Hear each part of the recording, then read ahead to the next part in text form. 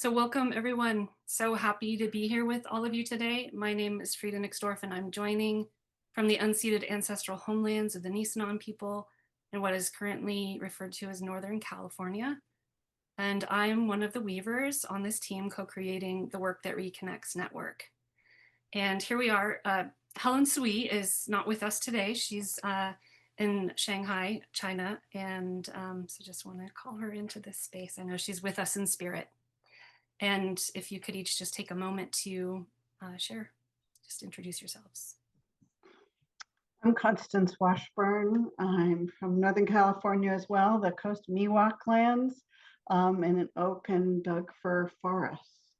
And I'm just so thrilled to see so many familiar faces and so glad you're here. Thank you. Kathleen.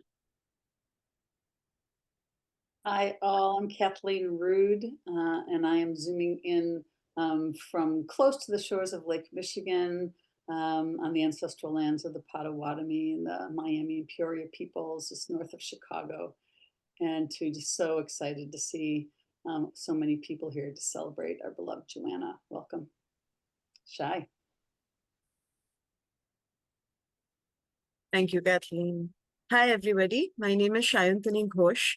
I'm joining you all from Hyderabad in South India, and it is a real pleasure to be here today. Joe? Hi, everybody. I'm Jo Delamore, and I'm zooming in from the fertile and verdant area of Southeast Ohio in the United States on the ancestral homeland of the Adena mound building people and the Shawnee people. And I'm so happy to see all of you. I'm so happy to be here. And I also want to call in Sylvia. Her camera is not working, but she is one of our beloved weavers. So she would be in the circle with us today if we could spotlight her, but she's here. Thank you, Jo. Thank you. And hi, everybody. Yes, I'm hidden, but I'm responding emails for anybody who needs help. Thank you. Thank you all. Yeah, so this Weavers team, and we're also a larger team of volunteers, and we have many volunteers with us here today as well.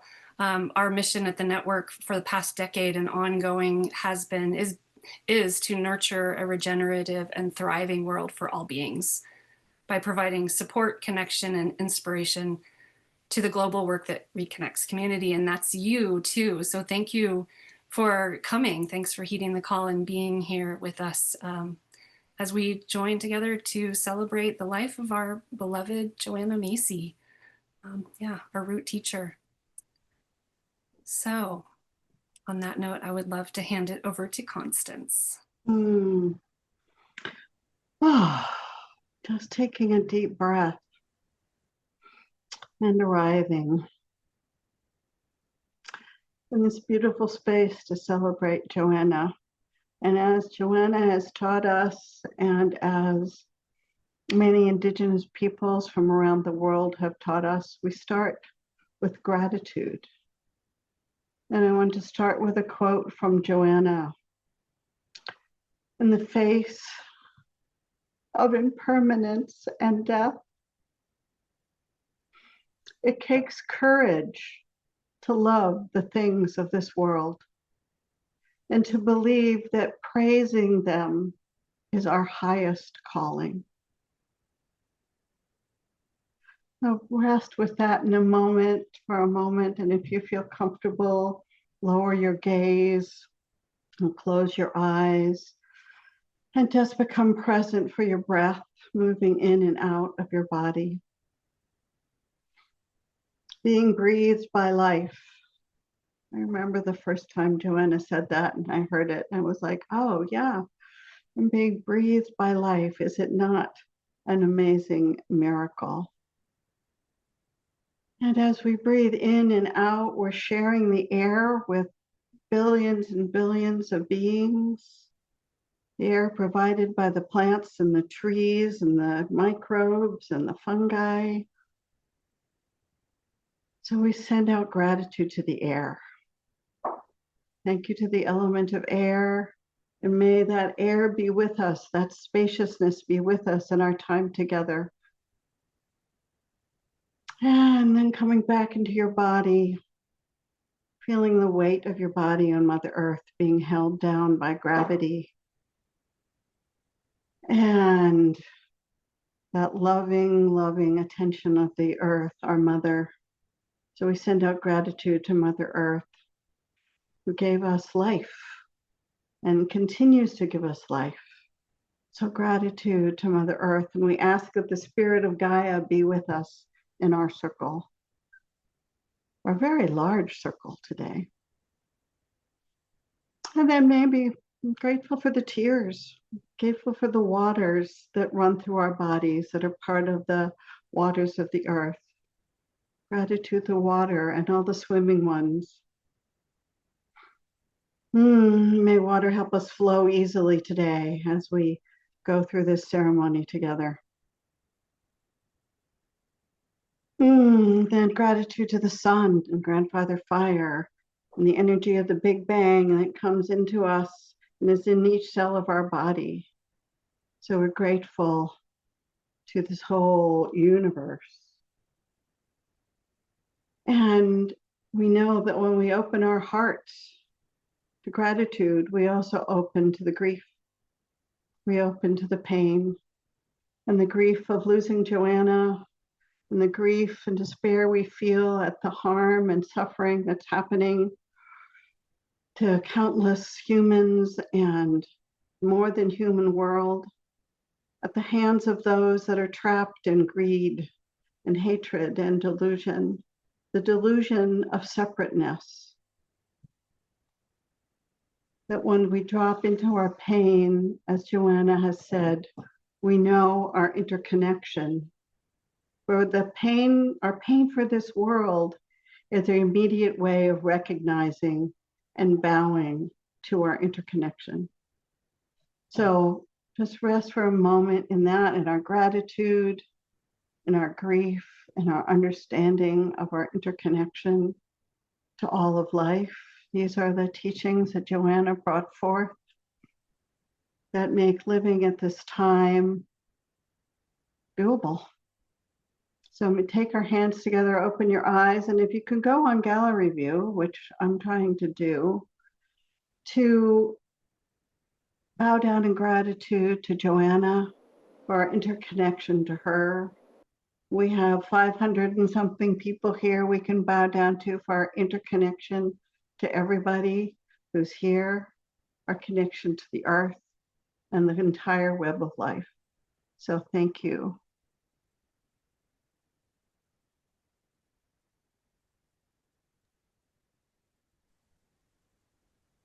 Thank you, Constance. Yeah, feeling my feet on the earth. Moving up into my heart and into my visual and auditory senses. We have created a slideshow.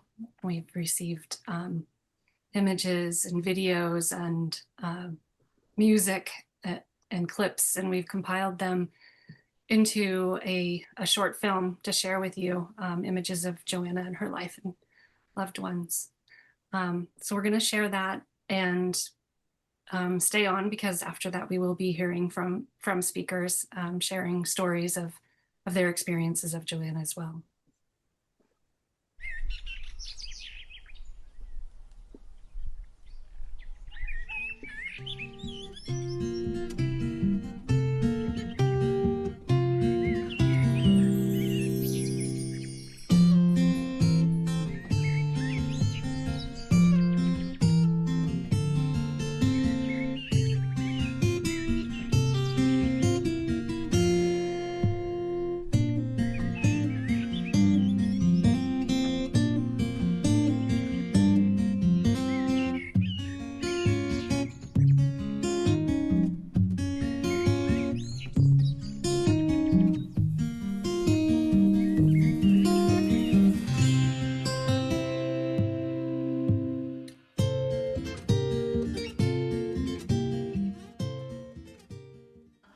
Ich lebe mein Leben in wachsenden Ringen. I live my life in widening circles that reach out across the world. I'm not sure I can make this last one, but I give myself to it. I've been circling around God, that primordial tower. I've been circling for thousands of years and I still don't know. Am I a falcon, a storm, or a great song? Ooh, Joanna Macy, you have brought so much to our lives, given us so much to know, so much to know. Thank you, I know that I am Earth, I know that I am Earth because of you. You remind me I am not separate, I'm connected in all that I do and be. Thank you, Joanna Macy. Thank you for your wisdom. Thank you for your empathy. Thank you for all you have given. That's right. Oh, thank you for all you have made. The path you have laid, a container for us to know ourselves in. Thank you, thank you, thank you, thank you. The work that reconnects.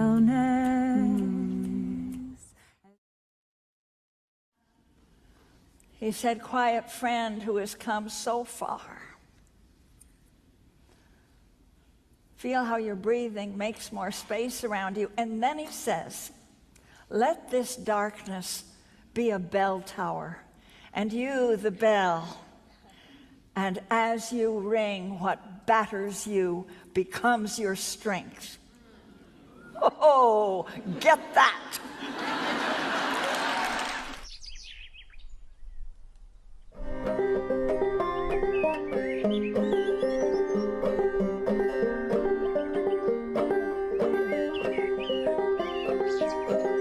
She who reconciles the ill-matched threads of her life and weaves them gratefully into a single cloth.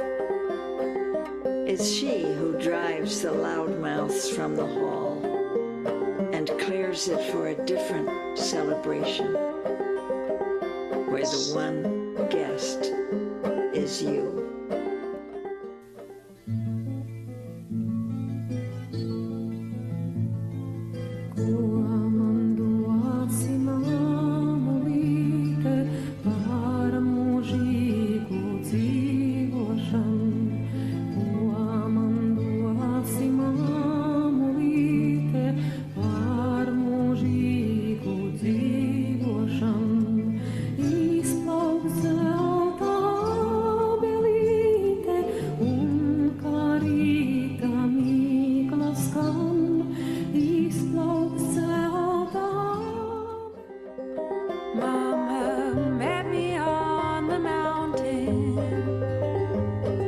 Spoke to me through the trees. She said, daughter dear, you come from a lineage of grief.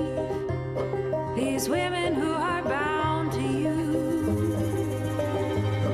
they're gifted with sight.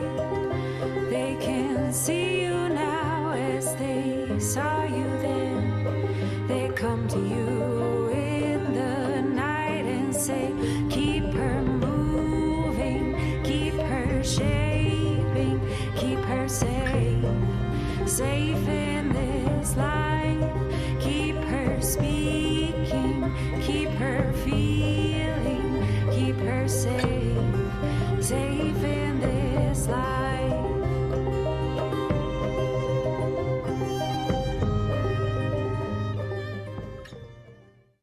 And so I end with this, honeys, you just wait.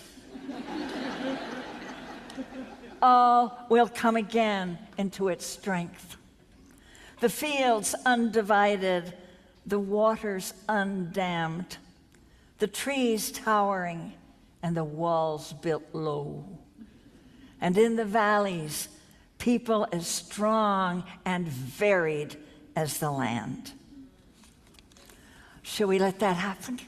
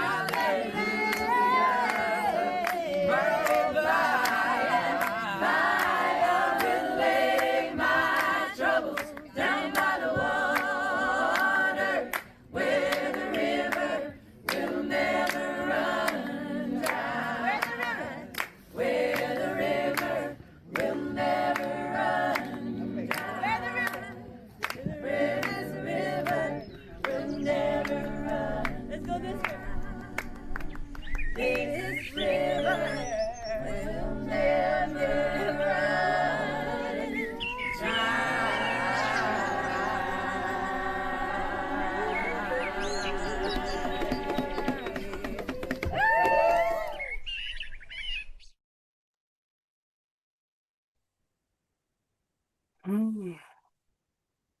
Just staying with that.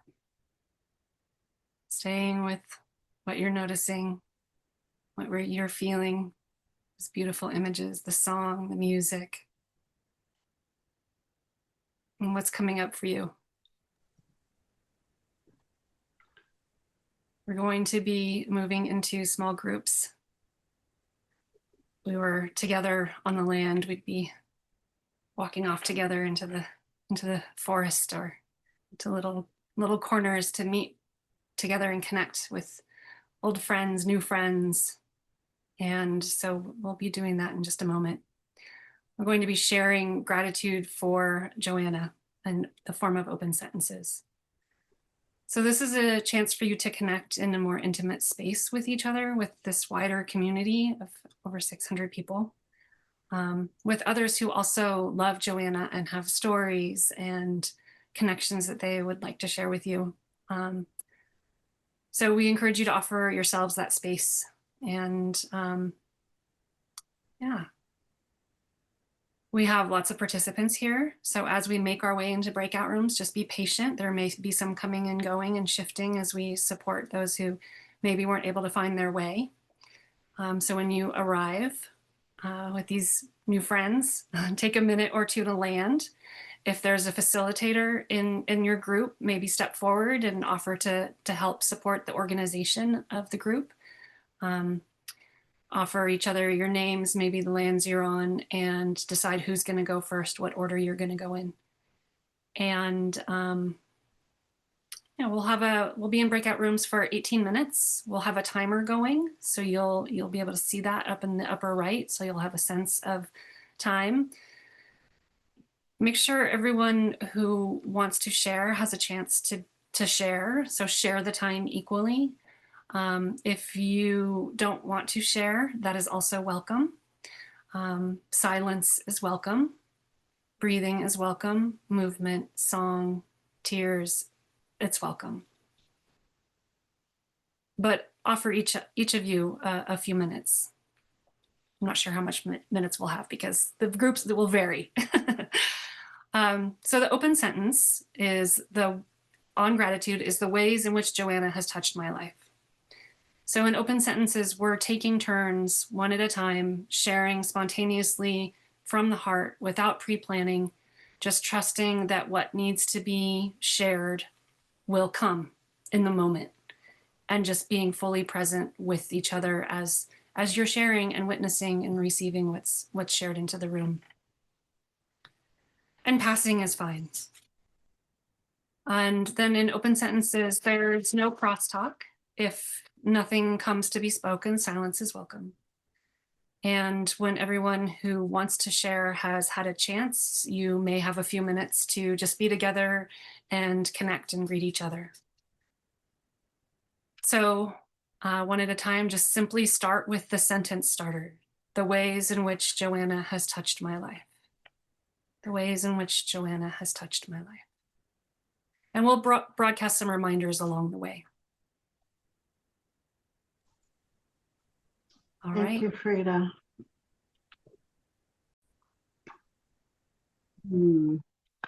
Still want to say welcome back to everybody. Thank you, thank you. And someone just said it was like sharing with Joanna.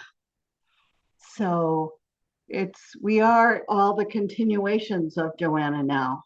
So taking this work out around the world. So we have so much love in our hearts for all the people who have come today. And we have a few special people who are now going to share with us. I've been very close to Joanna for many years. Ann Simmons Booker, Molly Young Brown, and Kathleen Rood. And they will step into we're calling it a fishbowl. It's a square bowl on the screen. And they will introduce each other and we'll have a chat from them. Thanks, Constance. It is my pleasure to introduce Anne Simmons-Booker, who has been Joanna's longtime assistant, her workmate, and beloved friend. And because of Anne, she's enabled Joanna to reach so many people around the world. She's also a gifted facilitator in her own right. Anne is also the co-founder and major force behind the Canticle Farm community in Oakland, which is a sacred urban oasis where the work that reconnects, social justice, and Franciscan spirituality are lived every day. It's my pleasure to welcome you, Anne, here to this gathering to share. Thank you. Thank you, Kathleen, and hello to everyone. I see lots of familiar faces and names on the screen and feel just connected and moved to have met and known so many of you over the years.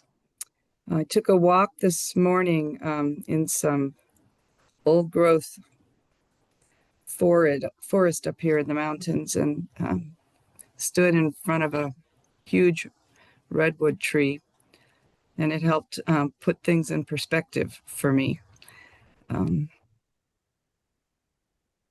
So I want to just give gratitude really for the long life that Joanna had, not as long as a redwood.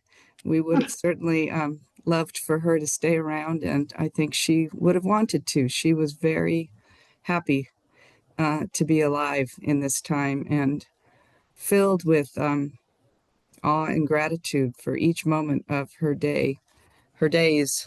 She loved to take walks and smell and see all the flowers in her neighborhood, and she had her own favorite redwood trees and places she would go. And I'm really grateful that at the age of 95, so a year ago, she officially retired and really put down finally, for once and for all, any sense of that she needed to give anything more. She had done what was hers to do. She had written many books and given many talks and offered many workshops and given her gifts very freely to so many people, so many of us, and she could finally rest in that. And it didn't come easily for her. She kept going for a long time after she told me she wanted to stop, but she kept getting pulled back in because the unraveling was accelerating and because her thinking was evolving and changing, and she still had so much she wanted to offer. But I'm very grateful that she was able to really rest into just being present in each and every moment in the last year of her life and have such well, I guess what I learned from her, still, I did not think there was more I could learn about gratitude, I will admit, but I did see a new quality of it, that if you're in the present moment, there's nothing to do but be grateful because it's the only moment we have. So I've really been practicing that. Like every moment I'm in, whoever I'm with is the only moment that's real. So I want to show up with a lot of gratitude, and I watched her model that. And I think I want to just end with what a privilege and an honor it was for me in the last weeks of her life to engage with some of her favorite Rilke poems. And they took on sort of new and deep meaning for me as I found myself speaking some of them back to her. The one that was very rich for me in the last couple of days of her life was God speaks to each of us as God makes us and then walks with us silently out into the night. These are the words we dimly hear. You sent out beyond your recall. And I thought, oh my gosh, there she is. She's been sent out beyond her recall. As I watched her breathing, her steady breathing, like she's out beyond her recall. She's not coming back. Go to the limits of your longing. And I so felt that that's what she was doing. Embody me, flare up like flame, and make big shadows I can move in. Let everything happen to you, beauty and terror. And I had such a sense of that too. Like, what was it like for her to walk, as Mary Oliver says, toward that cottage of darkness? Just keep going. No feeling is final. Don't let yourself lose me. So I'm so grateful for the poetry that Joanna gave us as well, and how it pointed to something bigger than herself. And I just encourage, as we grieve and mourn her death, that we remember that we are redwood trees, and we are something bigger and something more, and that she would want us to be looking toward our ecological selves and how we show up for this time. And I think especially how we show up to those of us who are in the second half of life, to accompany and mentor younger people in this passage, as we keep standing in what is ours to do for the great turning, remembering her and finding strength in all she's taught us. So thank you. Thank you, Anne. Thank you. Thank you. So beautiful. And as people have said, the shares that you created and Peggy created on Caring Bridge were just so incredibly wonderful. And deep breath, everybody, taking a breath. And now I have the honor to introduce my dear friend and colleague, Molly Young Brown, who is a long time associate of Joanna's and co-wrote the book Coming Back to Life with her. She's a psychosynthesis therapist, and she's also the co-director with me and Yulia of the Spiral Journey, a facilitator development program in the work that Reconnects. Thank you, Molly.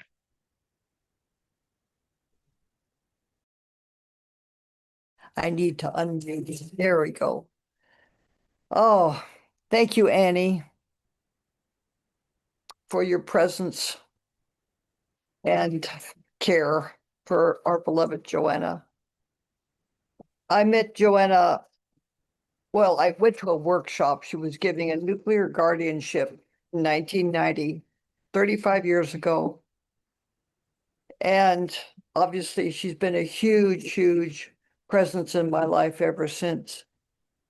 And I wanted to say something about the experience of writing Coming Back to Life with her. We had so much fun. We would do some writing separately, but then we would get together and read through what I would write this section, she would write that section. And we had big pieces of newsprint that we would have outlines of what we wanted to do. But it was such an experience of non-attachment, in that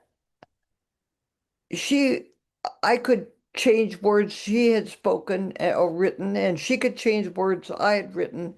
And it was always like, oh yes, that's even better. There was a sense of creative collaboration that I've never experienced anywhere else. It was really amazing. And we did it twice, because we first published it in 1998, and then the second edition came out in 2014. So I just wanted to share what that was like, because that was probably the high point of my relationship with her. But we continue to. I visit her every time I could, every time I go to the Bay Area, and seeing her in her final days, so in love with life, and so simply in love with life, and appreciative of everything that anyone did for her. And I wanted, early on, when we were first doing workshops together, I wanted to be a Joanna clone. I wanted to do everything just like Joanna. And of course, I couldn't. And somewhere along the line, I figured out that I had to do it my own way, my own style, and found my way to doing it that way, with, of course, Joanna's encouragement. She always wanted to encourage everyone. The other thing that I will love about, and I see it in this picture that's on the screen, is just how she would beam love at whoever she was with. She would be beaming love to them. And I know many of you may have experienced that. And I wish that for those of you who didn't experience her in person, that she's beaming love to you right now, wherever she is. So thank you. Thank you so much, Molly. And you're introducing Kathleen. Maybe not. I'll introduce Kathleen. Oh, I'm supposed to introduce Kathleen. I'm so sorry. I got all swept up. Kathleen. Actually, Kathleen and I did a series of workshops years ago that was so wonderful. It was obviously the work that reconnects. She's been a facilitator for many, many years and also a very close colleague of Joanna's. She's been involved with the nuclear guardianship project work, especially at Rocky Flats, and has been connected with the Joanna Macy Center at the Europa Institute. So take it away, Joanna. I just called you Joanna. Take it away, Kathleen. Thank you. Thanks, Paul. And oh my goodness, there's just so much to say about our dear Joanna. But tonight I wanted to uplift and celebrate her creativity and her ingenuity, because she had a gift for crafting these amazing and powerful rituals and practice. And she often did this in the middle of facilitating a retreat. She had an uncanny ability to read the room, sense the energies, and devise new practices and rituals to fit the moment. Many of the practices and rituals that we consider standard fare came to us in this fashion, like something emerging on the spot from her own inspiration or through collaborative imaginings with co-facilitators. And I had this pleasure of experience this firsthand a number of times. One I want to share is when Joanna and I co-facilitated a 5-day intensive in Madison, Wisconsin in 2012. And the people coming had just suffered a terrible political loss in a campaign they deeply believed in. And the devastation was still so fresh. We noticed that they were having a hard time connecting with the gratitude and with being present for the work. So Joanna and I brainstormed about how we could address this over dinner and then breakfast the next morning, and decided to come up with a new practice that allowed these people to speak about the loss that they experienced and its implications, and then shift perspectives to open up to the lessons learned and the blessings that had come from those challenges. We called it cleverly Challenges and Blessings. Not knowing how it would land, we put it out there, and we're just pleasantly surprised to see how well it worked and helped to shift the energies there. And so it was fascinating and really thrilling to co-create with Joanna, and just to see how how that creative genius worked. The last time that I visited Joanna this past March, we were talking about the power of ritual, and she eagerly jumped into sharing her story about creating the truth mandala. During this workshop in Frankfurt, Germany. This was at the time of reunification of East and West Germany. And she talked about how the workshop was just heavy with all this unspoken tension that was unmoving. So she comes down one morning and had this burst of insight that she needed some kind of ritual to help them speak their truth, and that having symbolic objects would help that process. So she literally made it up as she went along, flying by the seat of her pants, and ended up creating one of our most enduring, powerful rituals.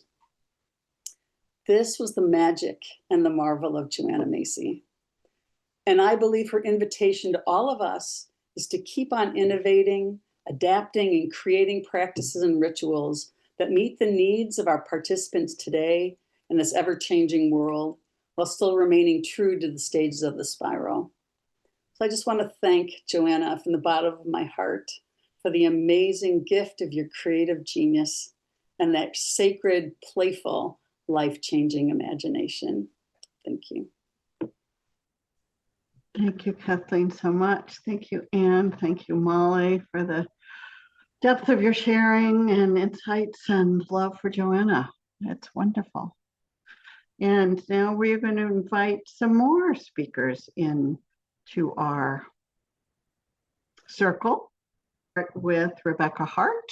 And I'm going to just say a little bit of something about each person so that when they step in, they can go around the circle as they're called in. Rebecca Hart is a physiotherapist and creative arts therapist practicing in Montreal. Hi, Rebecca. Last time I saw Rebecca was in Joanna's kitchen. Psychotherapist, physiotherapist. And we are a longtime student of Joanna Macy's and particularly working in the work that reconnects with her climate psychology work. And next, Rashani Ray, who is an artist, an activist, a musician, writer, and spiritual teacher. It was her song we listened to as we entered that she wrote to the music to the Thich Nhat Hanh poem. And she's recently finished a book called An Indistinguishable Flame, which is full of her art and Joanna's quotes. So we want to welcome her. And next we have Sean Kelly coming in. Sean is a professor of philosophy, cosmology, and consciousness at the California Institute of Integral Studies in San Francisco. And he taught jointly with Joanna for many years and is a dear, dear and close friend. And then we have Aria Shell, who is currently Climate Action Training Director for Pachamama Alliance. And she uses the power of art and story and community organizing to create change in the world, and is a devoted and longtime friend of Joanna's. And Aria and I are starting to teach together too. So it's very exciting.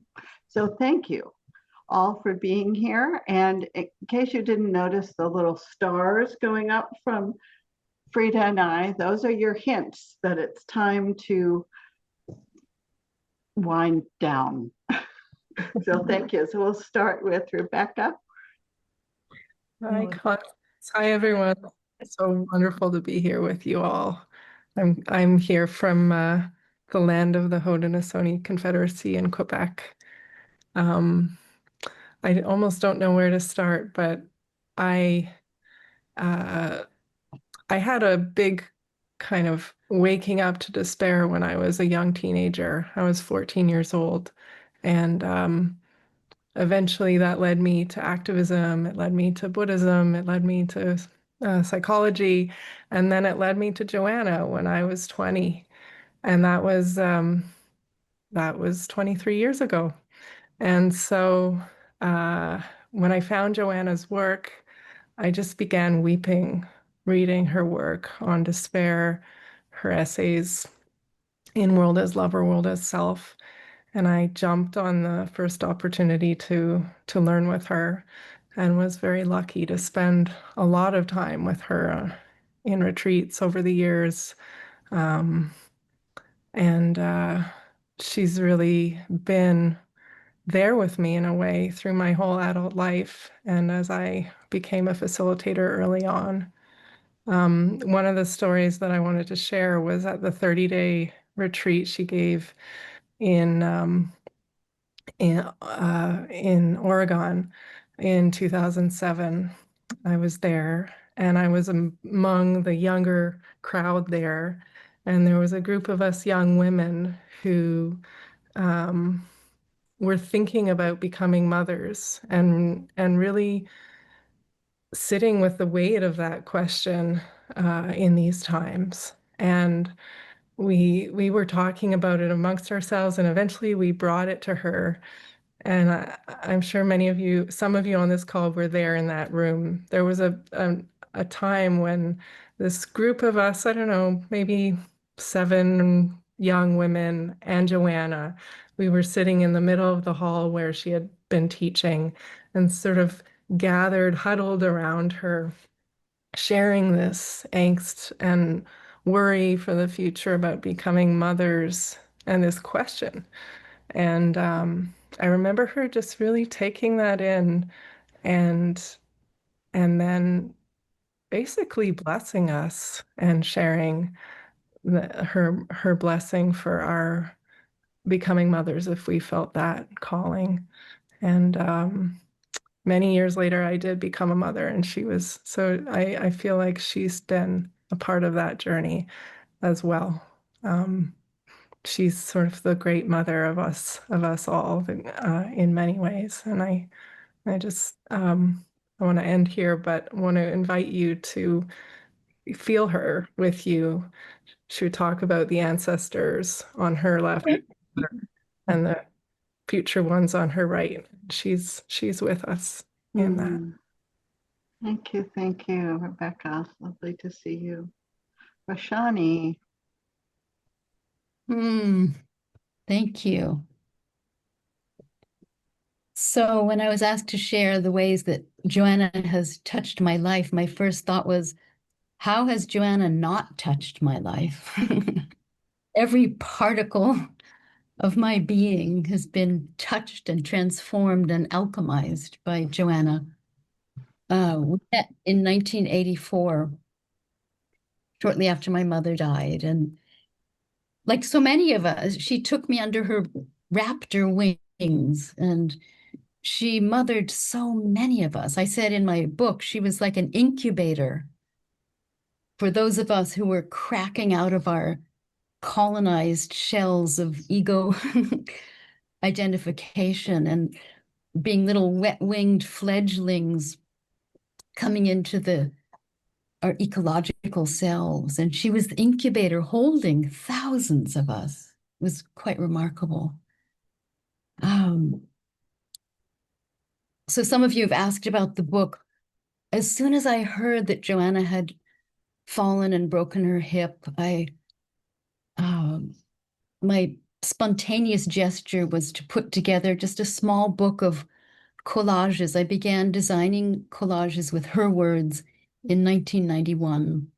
And I thought, oh, I'll put just these 16 collages together and I'll write a love letter to Joanna. And I asked Anne for permission, and I was granted permission to do this. And then as the days, she moved home and then went into hospice, part of my practice, I was in a Panchakarma healing retreat. And every day I was only allotted a small 1 hour of time on my laptop. And every day I designed another collage for Joanna.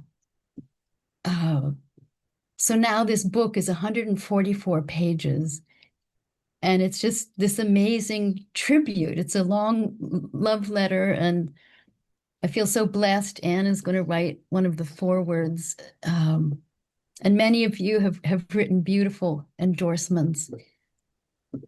But one memory I'll share, which I shared in the small group, shortly before I was ordained by Thich Nhat Hanh. I was in France and Joanna was in California. And she called me and she sort of yelled at me in her wonderful raspy voice, please don't become another dead Buddhist. And I thought,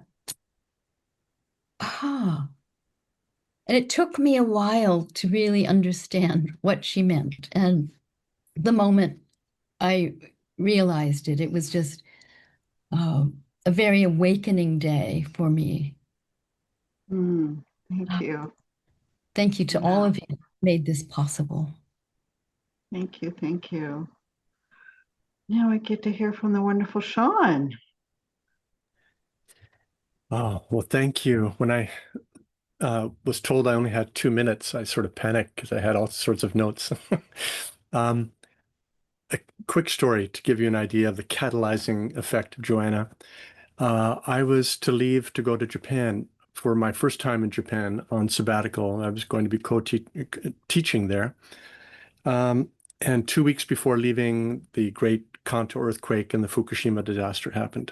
So nobody was going to Japan. Everybody was fleeing Japan. And I was in the kitchen with Joanna, and I so wanted to go. And I said, Joanna, what should I do?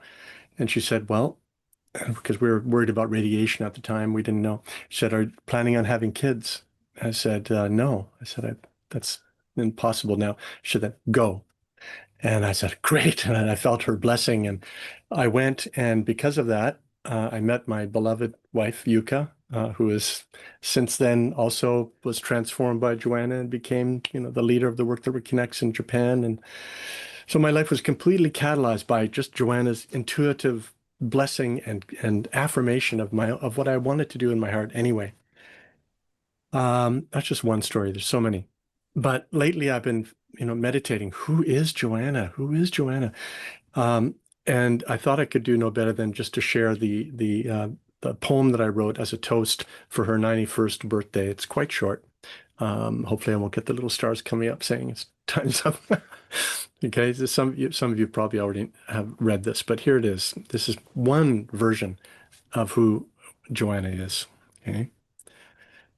Our Lady of the Bestiary, so Our Lady of the Bestiary, devoted daughter of wide-bosomed Gaia, shield maiden of the Yamantaka, and guardian of the poison fire, truth speaker, justice seeker, friend of the poor and the forgotten, kindler of a wild love for the world, for all things beautiful and true and good, bodhisattva warrior, bard of interbeing, scholar, teacher, poet, leader, mentor, colleague, friend, lover, always a lover, beloved, forever beloved. Thank you.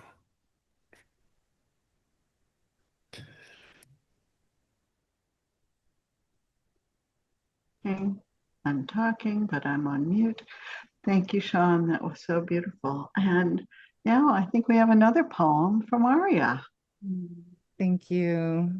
It's so good to be here together with you all in this web of love.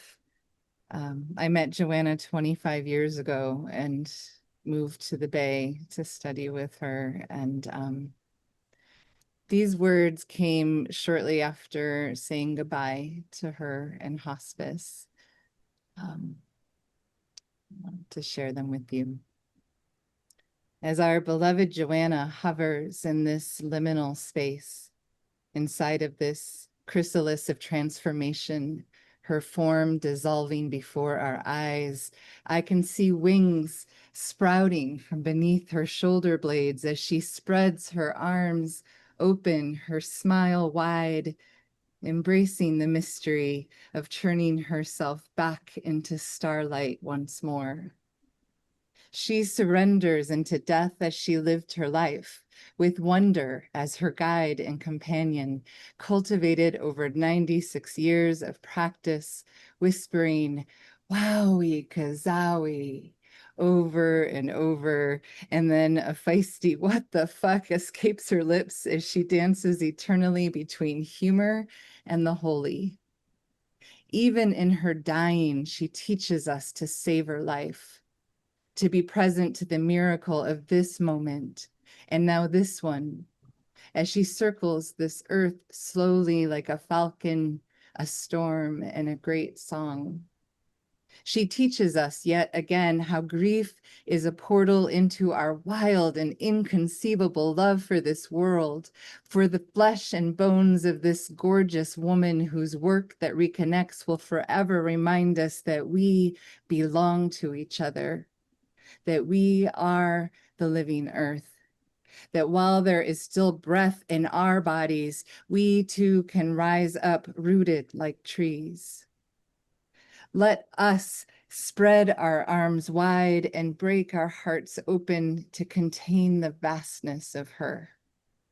In this moment of her great turning, let us travel this spiral again and again, grounding in gratitude for her life, honoring this searing pain, seeing the world with her ancient eyes, and going forth to carry the torch of her legacy in our bones and spirit. Thank you, thank you. Can we all spread our arms wide and imagine our wings as we fly off as Joanna? And then we gather all of us together, this beautiful community that we're all in, and bring ourselves into a wonderful hug. Thank you so much, Aria. And thank you, Sean and Rashani and Rebecca. And just taking a deep breath and bringing that in because we have more. So it is my pleasure to welcome 4 more beautiful souls into our space to share. Linda Seeley, who goes by Seeley, is a longtime Work That Reconnects facilitator. She is a cherished friend of Joanna's. Seeley is a fierce and creative nuclear guardian and anti-nuclear activist on the board of Mothers for Peace, and one of my allies in the anti-nuclear movement. Love you, Seeley. So welcome. We're also going to welcome in Cynthia Jewers, who is the executive director of the Earth Treasure Vase Global Healing Project and a Buddhist teacher. She is the author of the book Summoned by the Earth, Becoming a Holy Vessel for Healing Our World. I reviewed your book. I highly recommend it. Thank you for being here. We're going to welcome in Hector Aristizabal from Colombia, who is a psychotherapist, an artist, activist, and Work That Reconnects facilitator. Together with Elena Ter-Ellen, who was on with us earlier today, they founded Reconnectando, a project that accompanied the work of the Truth Commission using deep ecology, social theater, and healing rituals while working with victims, ex-combatants, and others involved in the war. Welcome, Hector. And we welcome in Barbara Ford, who is a longtime Work That Reconnects facilitator, activist, singer, songwriter, artist, longtime friend of Joanna's, and a wonderful supporter of the Work That Reconnects. Welcome, Barbara. And so I'd like to invite Seeley to begin our sharing.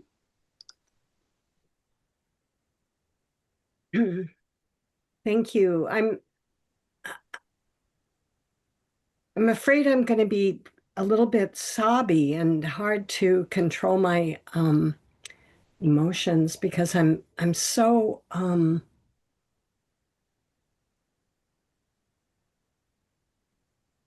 I'm so grateful to you weavers of the Work That Reconnects who did this today, who took all this time out of your lives to create such a beautiful space for us to participate in. And I'm so grateful to look at all the names of the people here and see that this is something that's alive. Joanna has superpowers. And now that she's been released from her body, I think she's going to be able to use her superpowers even more potently. And God knows we need it. So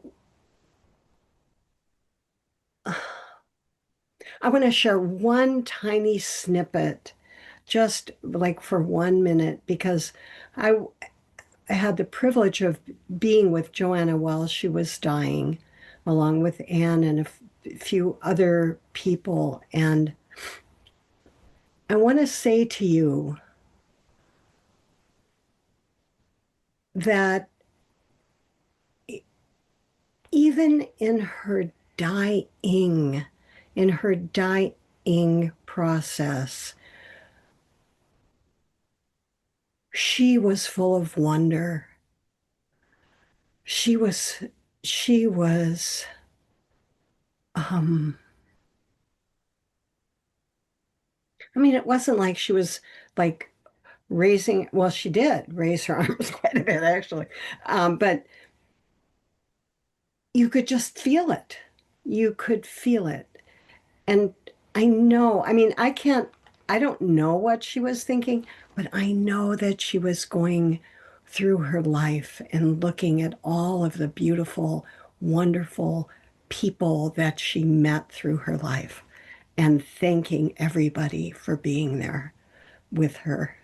That's it. Thank you. Thank you, Seeley. Thank you. Cynthia, I'd like to invite you in.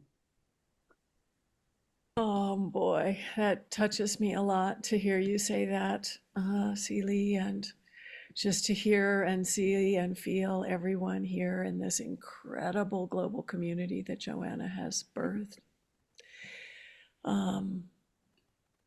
I felt the same way about visiting during the wake. It was like, what a magnificent production, you know.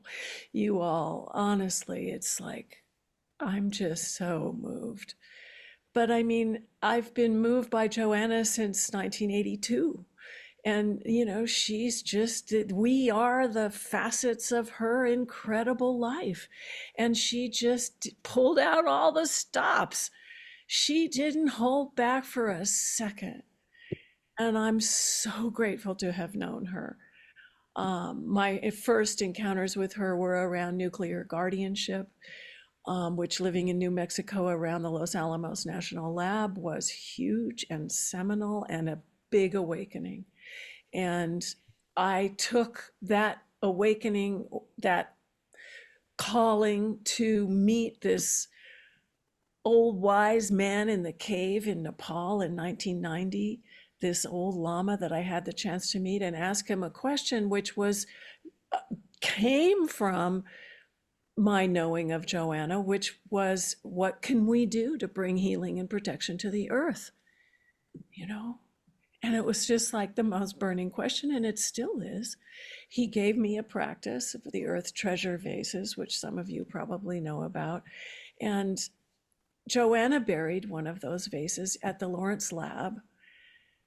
I don't know when it was, but she was part of this. And my carrying out of this practice connected me with Mother Gaia in a way that broke through all the, what did you call it? I had to write it down, Roshani.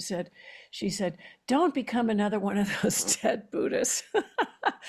It just makes me laugh because I've been a Buddhist practitioner for all these years, and Joanna was the best Lama there ever was, and best Zen teacher, Zen Master Thich Nhat Hanh being another one of my great teachers.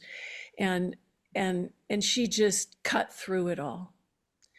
So I consider Joanna to be kind of the mother of this global healing practice and this call for collective awakening that the Earth Treasure Vases have inspired. This is what I call the mama vessel. It's the last one that's on my altar, and it's holding space for all the rest of them all around the world, which I've been taking for 30 plus years everywhere I can imagine. And now there's a whole global community doing it.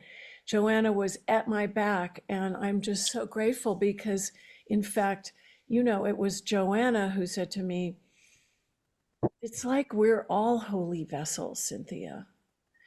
And truly, we are the holy. This is a great little, you know, vehicle, but we're the holy vessels. So I bow to her as the embodiment, you know, of the perfection of wisdom, the great mother, the one who shows us the way in this life.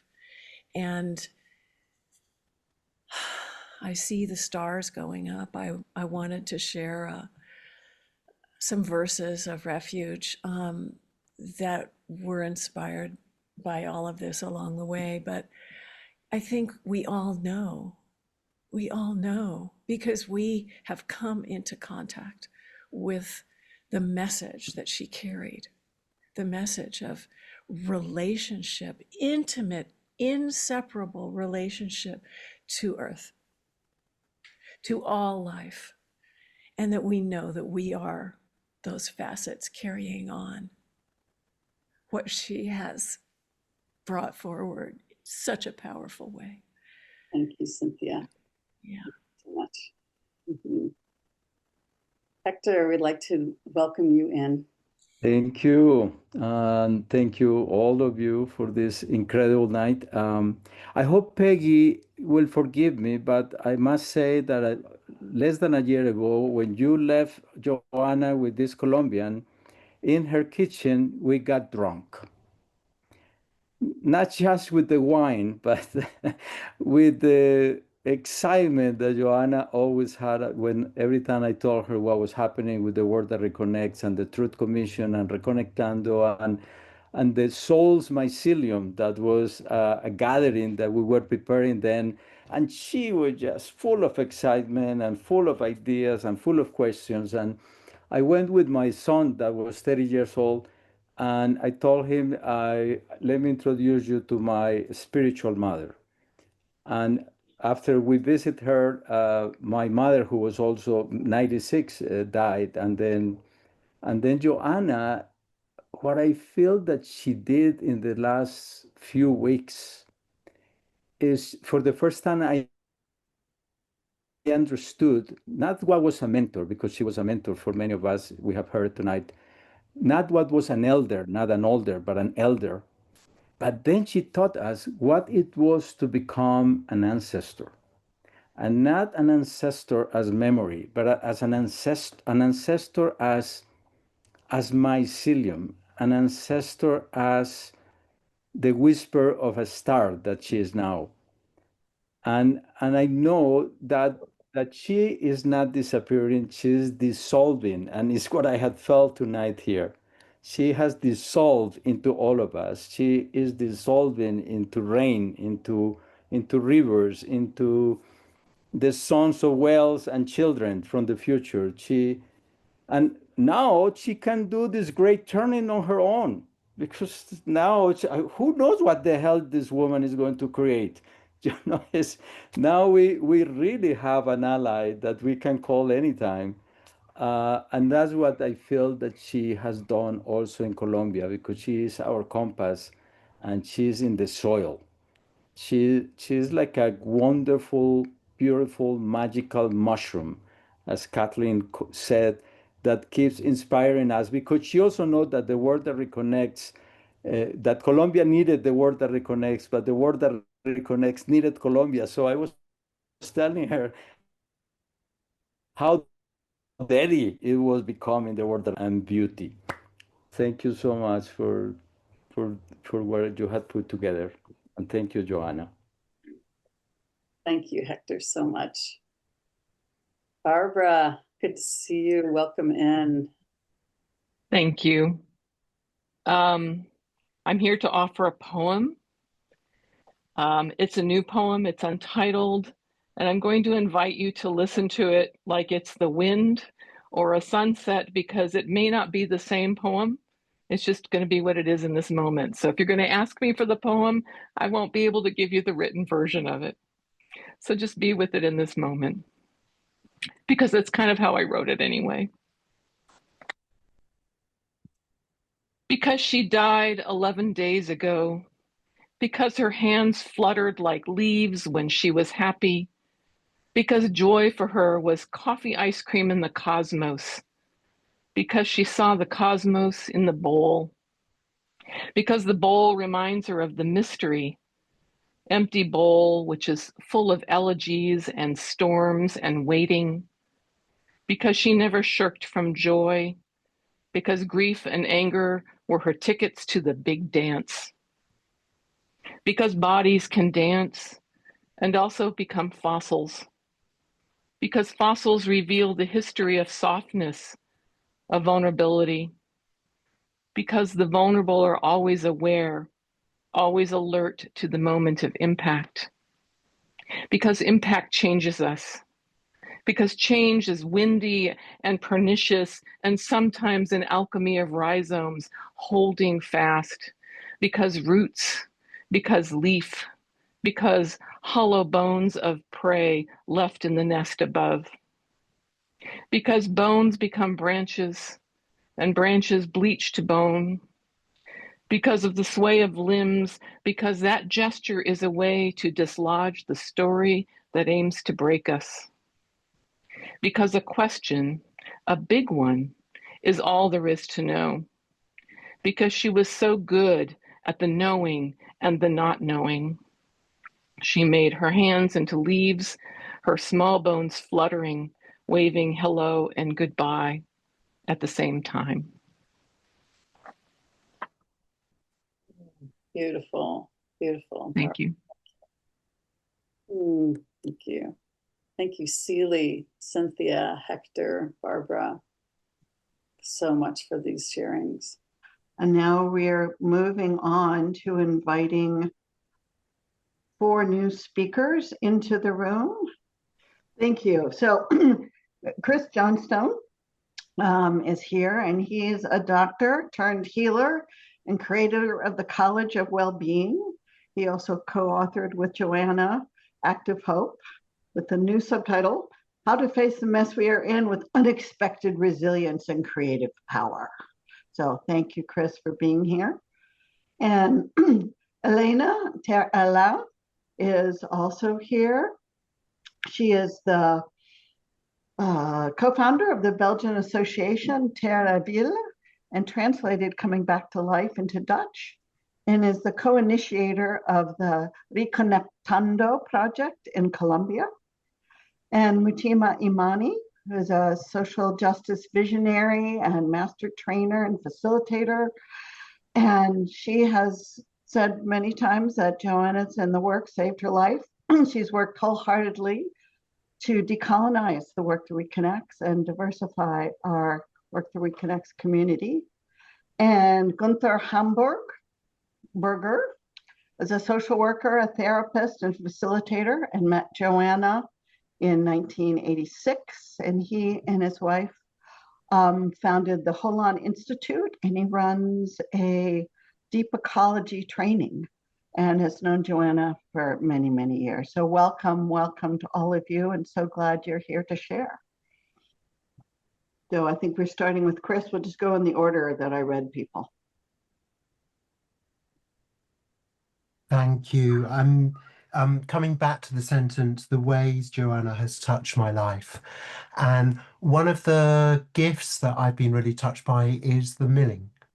And in the milling, one of the things I really love is where you find yourself in front of someone else and you look into their eyes. And I'm just going to invite us to do this now.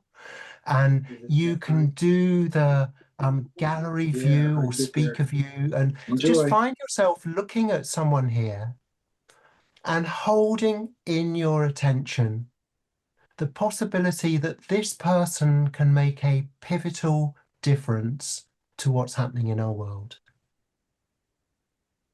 We don't know what that is. And I was thinking here, does that put us under pressure that we have to do this big super thing? But I'd say one of the biggest pivots is just showing up and finding our part. Anyway, that's one thing I've received. And something else also is the shift from stuff to flow. And we can gather together and marvel at the amazing stuff in Joanna, which we've experienced and been inspired by. And also, what if inspiration from Joanna was a flow that can happen through us? And that sense of, what do I love about Joanna? What have I learned about Joanna? What if that was part of a river that could flow through her and also through you, through us? So what I'm really picking up is I'm remembering the time I first really met Joanna. And we sat down for breakfast at Findhorn. It was at Cluny College at a gathering there. And just like Anne has mentioned, and so many, and Molly and so many others have mentioned, that real deep curiosity looking in, the thing that I was really struck by and remember even now is that she was deeply interested in who I was and what I was up to. And I'm thinking back to that flow, you know, what if I don't just see that as an amazing quality that Joanna had, that's her stuff, but that's a flow that I can be reminded to do that. I don't do that as much as I'd like to, but that's something I want to take from today, to be reminded to be deeply interested. So that's me. I'm deeply interested in whoever's going to speak next.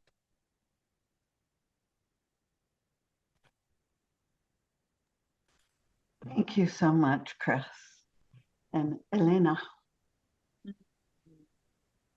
Well, Chris, I will take up this flow of the river after you, and that's really beautiful because we met in Hardwick, United Kingdom, next to the River Thames.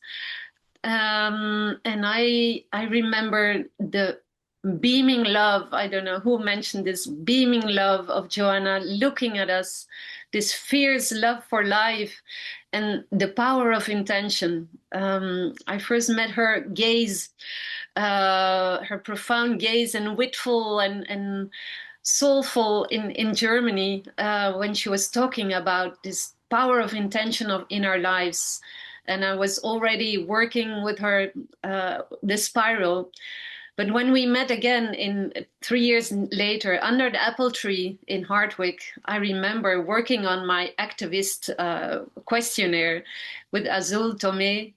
And I already had this intention of bringing the work to Colombia, where I had been working for many years for the peace process. And I remember she said, you have all you need to go there. You know, you have the courage, you have the friendship, you have the love. And in effect, it was only 6 months later that I started offering these workshops in Colombia, deep ecology and peace construction. And it was through this mycelial network of connections, the magical connections, that happen when you're united, when your spiritual seeker falls together with your activist personage, and it has grown into such a beautiful movement in Colombia, where we really could accompany with this work the Truth Commission in Colombia and go from an anthropocentrical view of truth to a view where the truth of all these other beings are as important, and where the suffering of the earth is taken serious, as well as her wisdom. So it has opened up so many things in Colombia, and I'm really, really proud and happy that this could happen. Thank you so much for that work. Just wonderful. Thank you. And welcome, Butima. Lovely to see you. To unmute. Hello, everyone. I'm so glad to be here in the grief and in the joy of Joanna's life. I spent quite a bit of time with Joanna, taking lunch over the last couple of years. And I have to actually thank Annie, her assistant, for the introduction to the work that reconnects. I wouldn't be where I'm at, which is a very good place. The last time I was with Joanna and her caretaker, I start talking about the book that I have just written called The Global Invitation to a Thriving Worldwide Society, The Promise of the Great Turning. And now we were talking about the different places in consciousness that could really help heal the planet. And I really believe that the work that reconnects is a foundational piece that can actually shift the consciousness, which is one of the holding actions. So raising our consciousness And now that Joanna is not in the body, I see her and feel her as a good ancestor who wants a worldwide shift in consciousness where everybody, Blacks included, can have a space to be inside of the work, to reconnect with self, with each other, and the earth. So this is the time as we mourn and embrace the concept of deep time.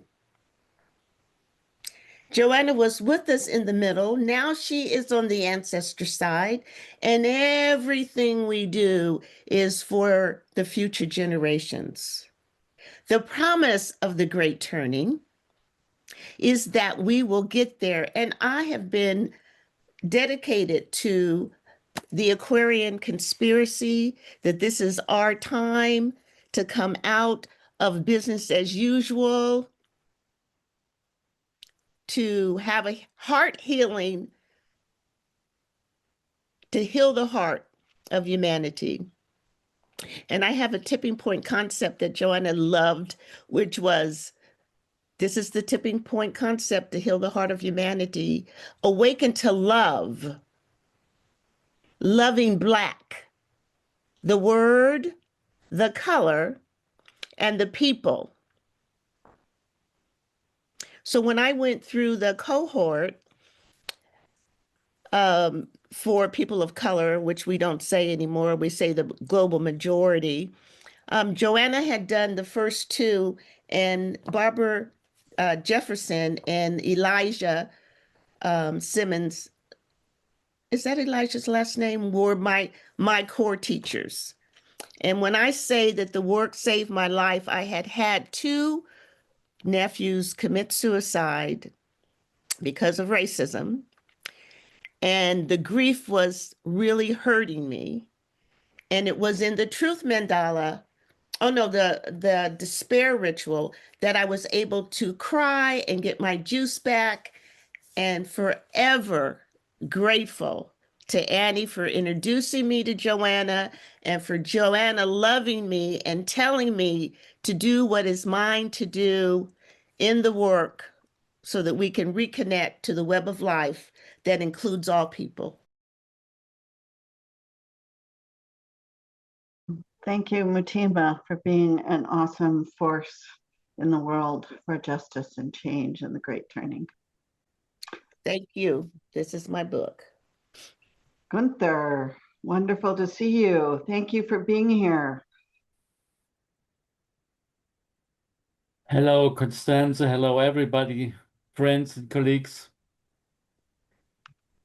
I will say only a few words because I just arrived from hospital because of my heart problems. And it's not okay now, but it was very important for me to be here with all of you. And hello to see Chris, Helena. I know you very well from many, many, many seminars and conferences. Two things I will tell you. It was in 1986, 1 year after Chernobyl, when we met in South Germany. And I think we have been 12 or 14 people working in an 8-day intensive with Joanna. And two sentences became very important for me for my whole life. The first was, hope is a killer.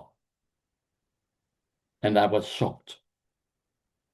What does Joanna mean with hope is a killer? And when I read and translated the book from Chris and Joanna, Active Hope, I understand. And I know what she means. But the second sentence is most important for me too. There is no time not to love. There is no time not to love. And this is a sentence which I carry always in my heart, all the time. And it makes me very lively. And and that's very important for me. Let me say goodbye here at this moment. Thank you.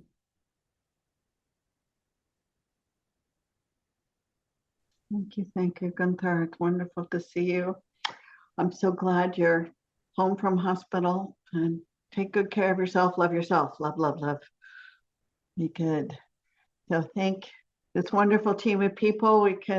Our large audience can just bow down in gratitude to them. I see lots of wonderful things coming in the chat. Thank you so much. Yeah, so we have another longtime friend and colleague, Lydia Violet Hartunian, who sent us a video. She's in the UK right now, sharing the work that Reconnects with Sudanese women and training them to do the work with the Sudanese community who are suffering a lot right now. And so she sent this video to share. Lydia is also an incredible musician, and she is the co-founder, the founder of the School for the Great Turning. Guys. Hi, it's Lydia here, and it felt good to, in this honoring of Joanna Macy, and I wanted to kind of pick up the thread of, these are women who live around the United Kingdom, who are from Sudan, who work with communities from Sudan, that we've been doing the work that reconnects together. And I think it feels, I want to uplift the thread of Joanna's work, like how incredible it is that she created a body of work that 50 years later we're still doing. And we are still experiencing healing and honesty, healing that's honest. So I just wanted to uplift that thread, and we're gonna keep doing it. That's how we're gonna honor Joanna. And these wonderful women, just wanted to say a couple words also. Hey.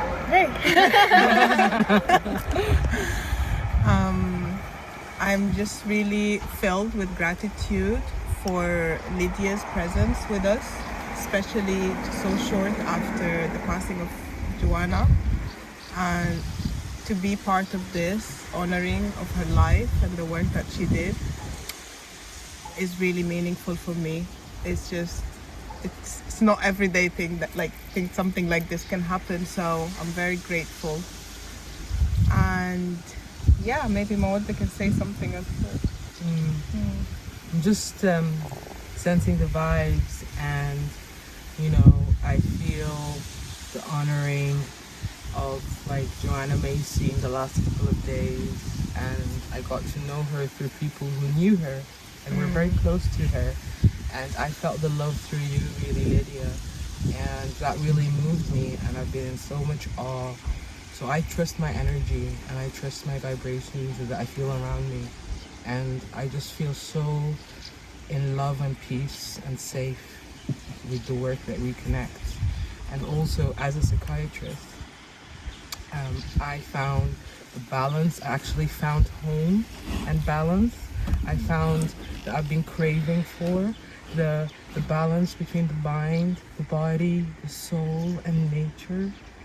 And it just feels so aligned and very relevant to me as someone who is moving away from a Eurocentric to more an Afrocentric or indigenous way of expressing our healing and our suffering.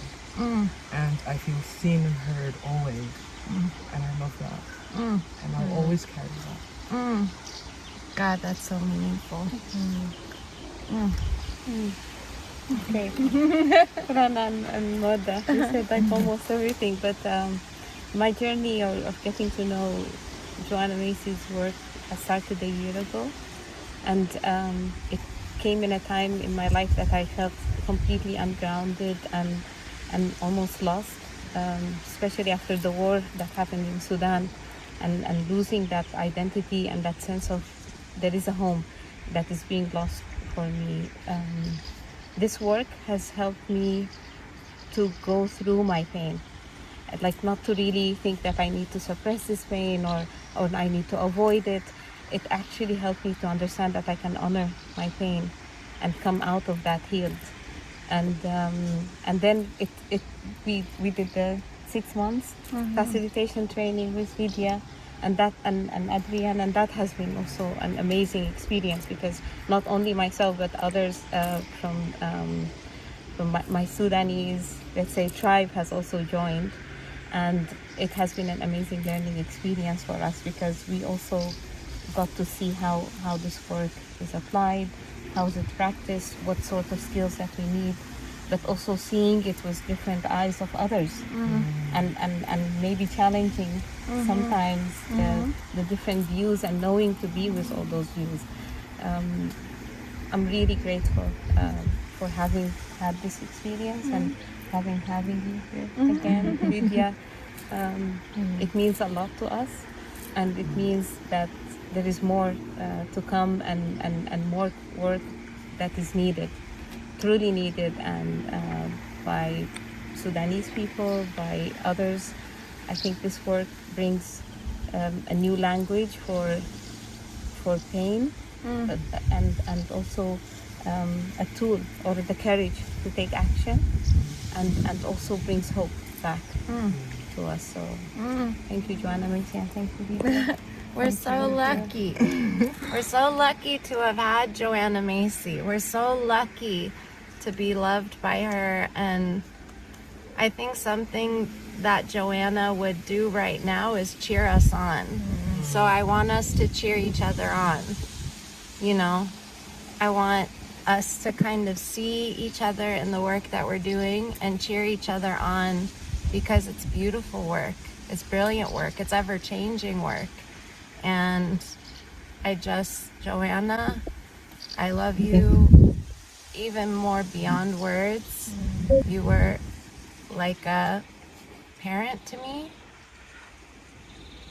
and I will carry that with me always, and I'm so grateful.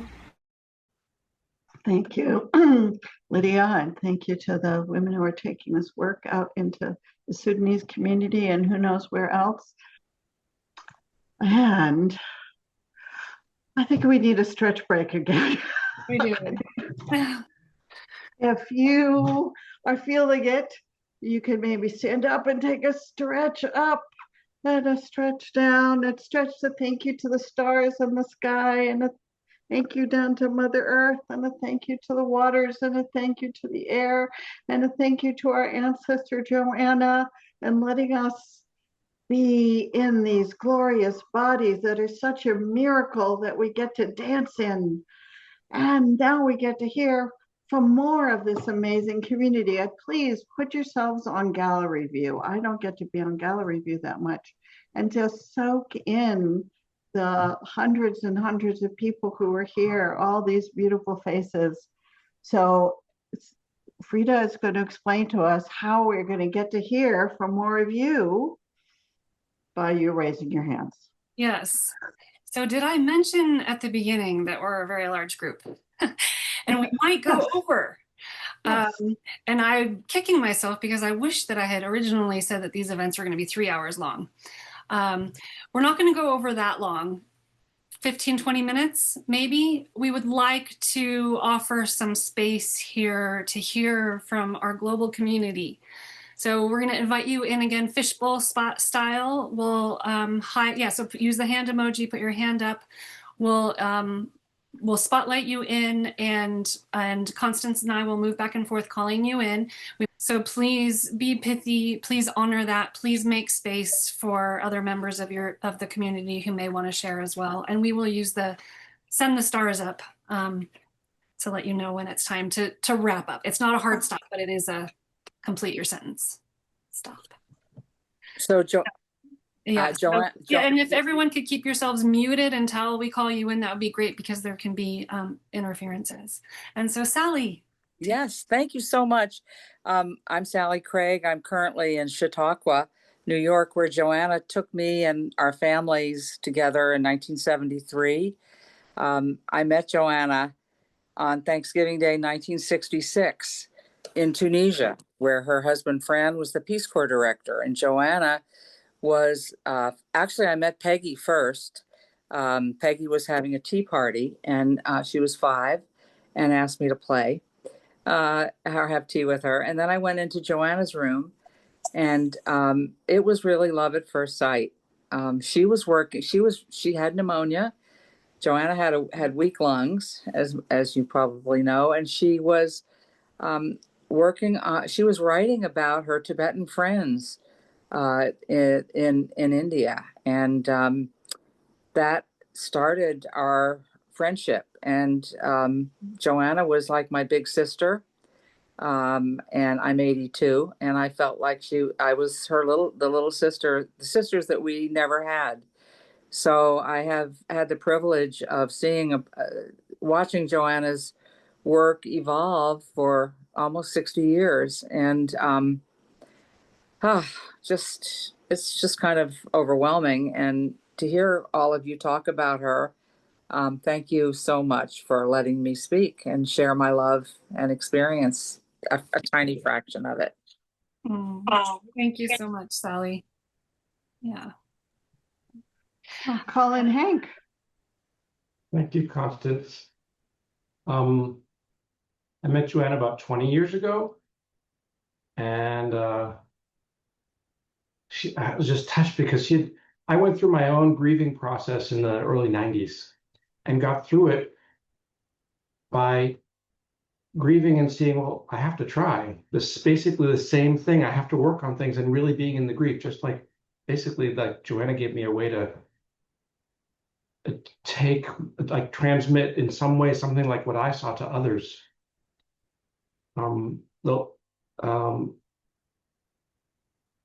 About 3 years ago, I was visiting her. I was hanging out with her.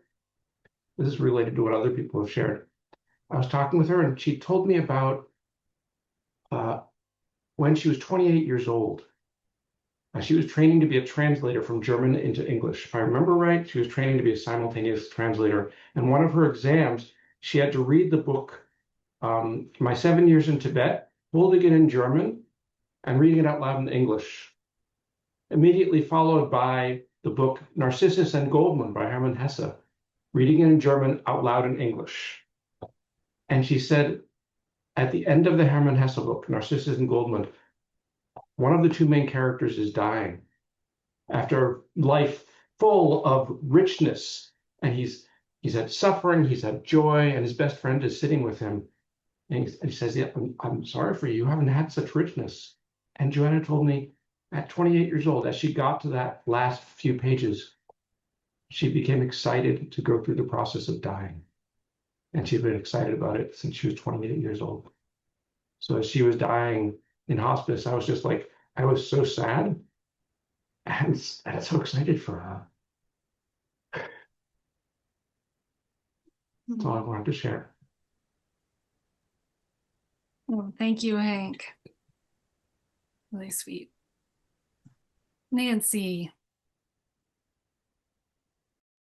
Okay, greetings everyone. I am saying hi from the Muiscas indigenous peoples lands in the Andean region of Colombia.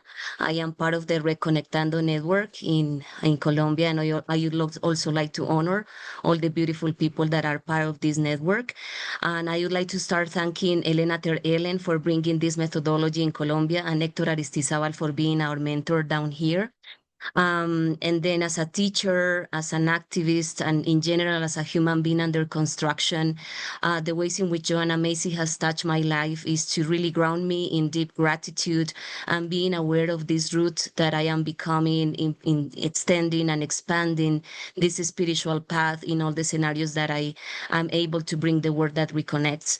And I just like to sing a little phrase that came to me during the Souls Mycelium down here in Colombia that is reminding me of being strong and keep on doing the work. It doesn't matter if we are certain or we are navigating uncertainties in our path. And the song says, you don't have to know the way knows the way. You don't have to plan the way, trust the way, feel your way, the way knows, the way knows, the way knows the way. So thank you so much, and sending you hugs to every part of the world, and let's keep being strong and committed to our personal and collective journeys. Love that. Thank you, Nancy. The way knows the way. Carla, and I see we have more music and song coming in too. So Carla. So I just want to share that something that stands out for me with Joanna is that she would always say that love is all that is left. And I want you all to know, whether I've met you online or in person or at the wake, the experience I had of love is so beyond anything I'd ever experienced before. And I thank you each and every one for the work that you have done to reconnect you to love, and to our dearest Joanna, because the love that I experienced at that wake has forever changed me. And I look forward to continuing to weave that love every single time I meet anyone in this journey of the work that reconnects. Thank you. Thank you so much, Carla. Yes, weaving the love. We are the weavers of love. Here's a big weaver of love, Betsy Rose. Oh, greetings and blessings, and I'm moved as everybody else. I would love to sing a song. It may be just a little over a minute and a half, but not too much. I hope that's okay. Met Joanna in around 1981 or 2, changed my life. My songs changed, my message changed. Wrote this about a couple of weeks before she fell, and had a lovely evening with her and sang it to her. So now I want to share it with you. Sing to me of the great turning. My heart is filled with a great yearning to see past the chaos to a future unfurling, and know we are birthing a new world. There's a sort of destruction that cuts through delusion. There's fear and confusion as it all comes undone. Towers are tumbling, old ways are crumbling, clearing the pathways for new worlds to come. Sing with me. Sing to me of the great turn. My heart is filled. My heart is filled with a great yearning to see past the chaos, to see past the chaos to a future unfurling, and know we are birthing a new world. Oh, your heart may be breaking, 'cause that's what it takes. There's a cost to this turning, 'cause there's so much at stake. It's a labor of love, of courage and trust. Open up to the mystery. Leave behind what you must. Sing to me and sing to me of the great turning. My heart is filled with a great yearning to see past the chaos to a future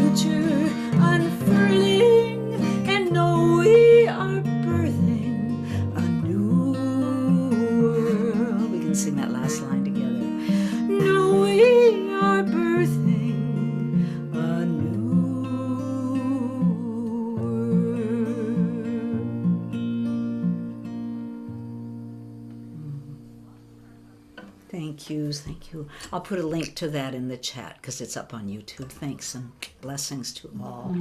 Thank you, Betsy. Been a long time. Mark. Hello, good people. I'm lifting up Joanna's amazing capacity just to be with someone one-on-one, and remembering when I was so blessed to be brought directly from the airport by Anne to Joanna's kitchen table, and what it was like to have her just listen to my story and celebrate the possibilities that were embedded there, and just how she so wonderfully opened her heart and held space. And I'm thinking about how the end of that weekend, how she pulled me aside and she shared with me a prophecy about my life and the things I would do. And she said to me, and I want you to know, I've got your back. What a gift and what a seed to plant inside another. Such a blessing.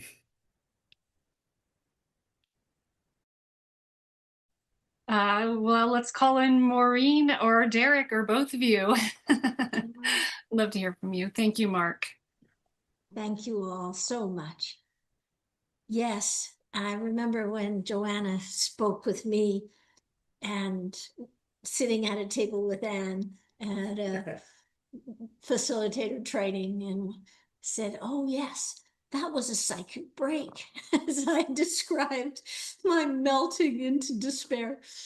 And I just so am so grateful, of course, to all that she's given to all of us and the inspiration that she provided to me for all of my work with Be the Change up here in Canada.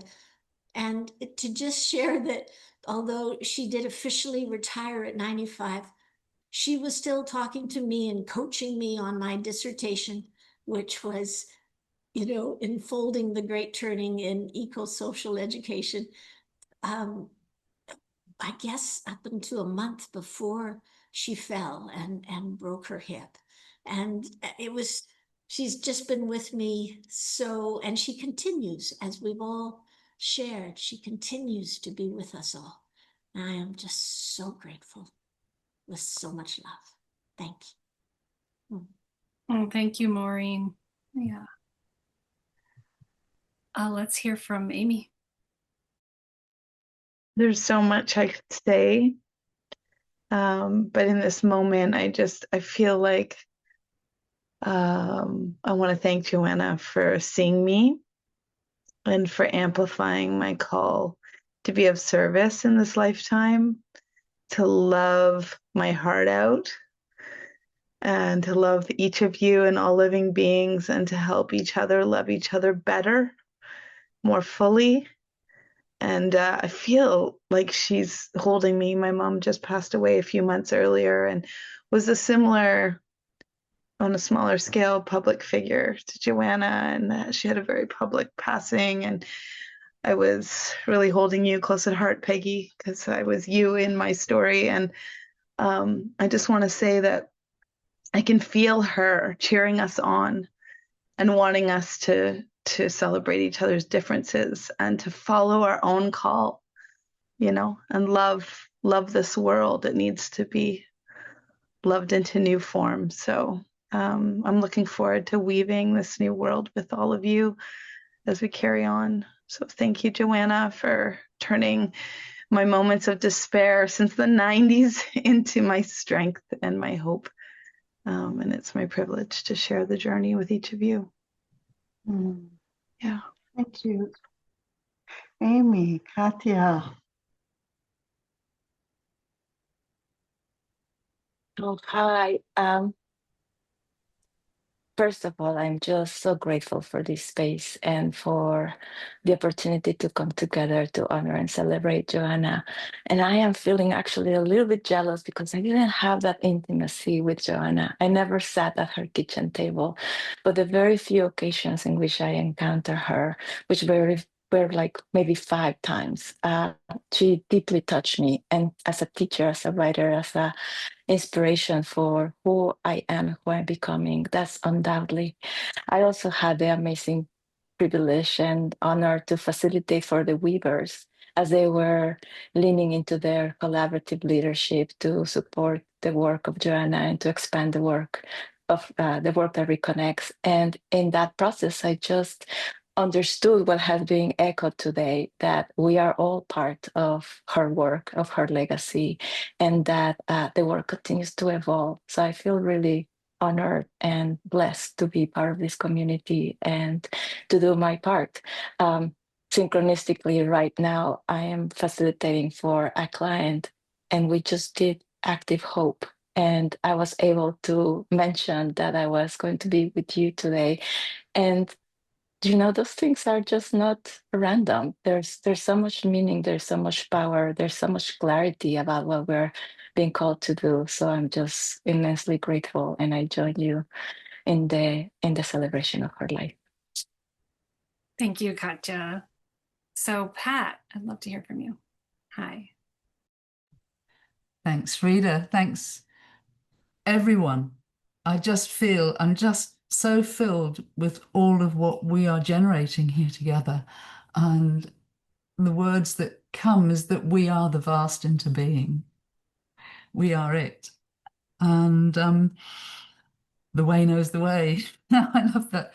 Betsy, we've sung your songs in Australia, the way that the songs and the poems and the words travel. I wanted to show you something. So I don't know if you can see this. This is just a little brooch that Joanna brought back from Tibet in 1987. I'll do a very brief story. I was at the Interhelp gathering of 200 people in San Francisco in 1987, and we were just at the beginning of the Council of All Beings that had been invented in 1985 in Sydney with Joanna and John Seed. And I was walking in San Francisco. I found a little electric typewriter that I bought in a secondhand shop, and I was going to Joanna to give her a massage at her place, and I showed her the typewriter and said, "I'm going to write." And she said, "Oh, well, would you like to do 2 chapters of a book called Thinking?" Well, we hadn't got a book, we hadn't got a name. And I've got it. Joanna said, "I have to go to Eastern Tibet to help rebuild a monastery, a temple from my teacher there." And she was going to be smuggled in. She was smuggled in on the back of a kind of donkey cart under some sacks. Anyway, she wasn't able to do the whole book. So I ended up carrying chapters of that book for her.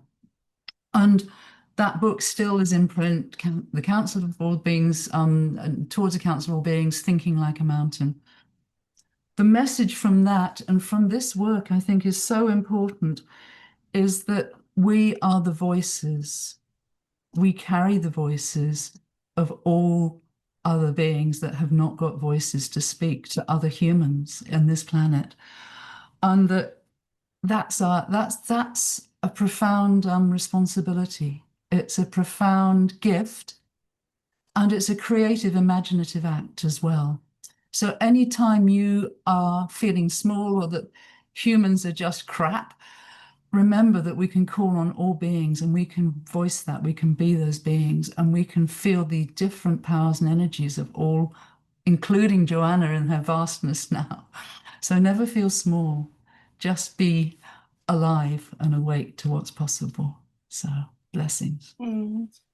Thank you, Pat. Story. Yeah. Jen, you gonna sing us a little song? Big song. Yes. Hi, everyone. I'm vacillating between which song to play you, but I think I'll stick with this one here. Here's the lyrics. So this song came to me in a dream that about 8 years ago that I was with Joanna while she passed, and then this song just came to me in the morning. So I felt that this song was kind of written for her in this moment. And it's called Ocean Wide, so feel free to sing along on mute, of course. Ocean wide, river long, take her breath and sing her song. Ocean wide, river long, her breath and sing her song. What a long road, what a sweet life, what a long road, and we're here to say goodbye. I'll sing it one more time through. Ocean wide, river long, take her breath and sing her song. Ocean wide, river long, take her breath and sing her song. What a long road, what a sweet life, what a long road, and we're here to say goodbye.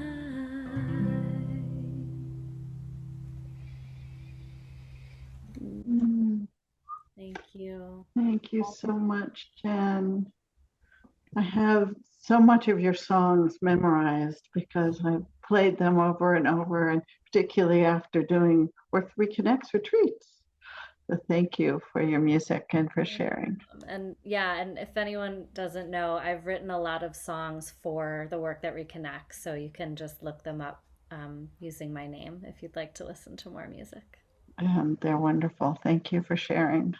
Lori. Thanks, Jen. I'm remembering a retreat here at the Land I Steward Rivers Bend retreat where you were singing for Joanna's birthday. And just so I'm just here kind of on behalf of Joanna's capacity to transmit, to be a kind of a vessel of transmission. And I just so I've just remembering two moments with her on this land that some of you have also been to in Mendocino County.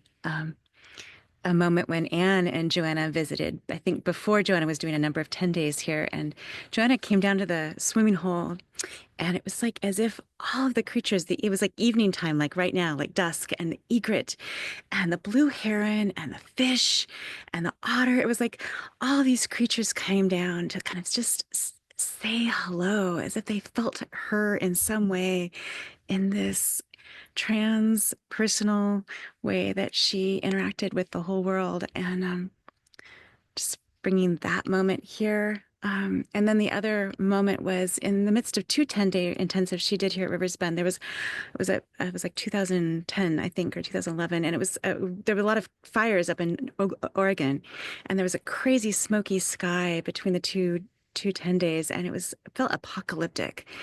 And Joanna and I took hands and walked towards the meadow here.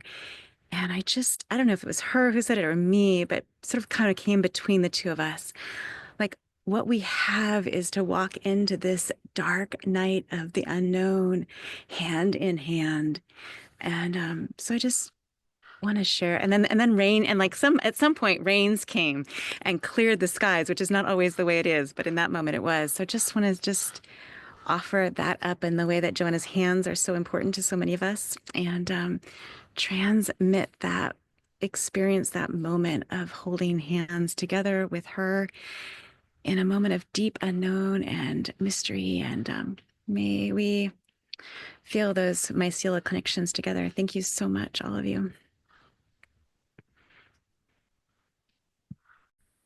Thank you, Lori. Yeah. Bryant. Hello, everyone. Thank you. I'll keep it as brief as I can. No singing. The voices here have been amazing, and I'm nowhere near that. So I just want to say my utter gratitude to Joanna. I never met her in person, but you know, the way I understand how we are as beings, you know, I feel like I've met her. I first came across her in her first book about mutual causality and systems thinking.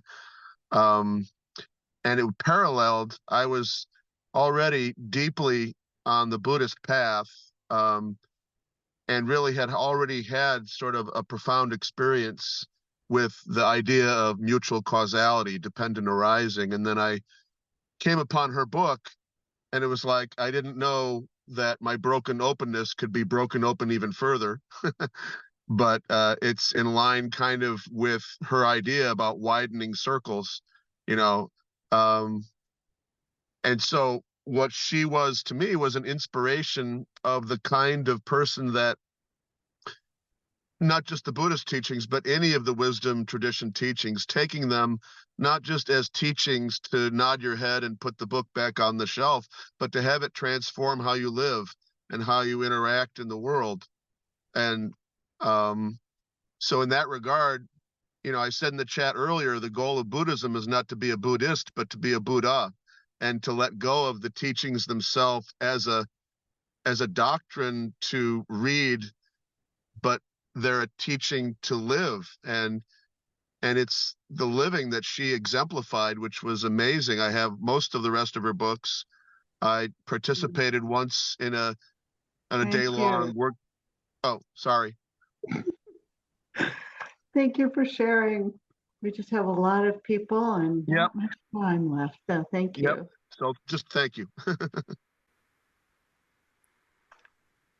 Beverly. Yes, thank you. I was able to attend the wake and sing with Jennifer Barazan, and also share some chants as well.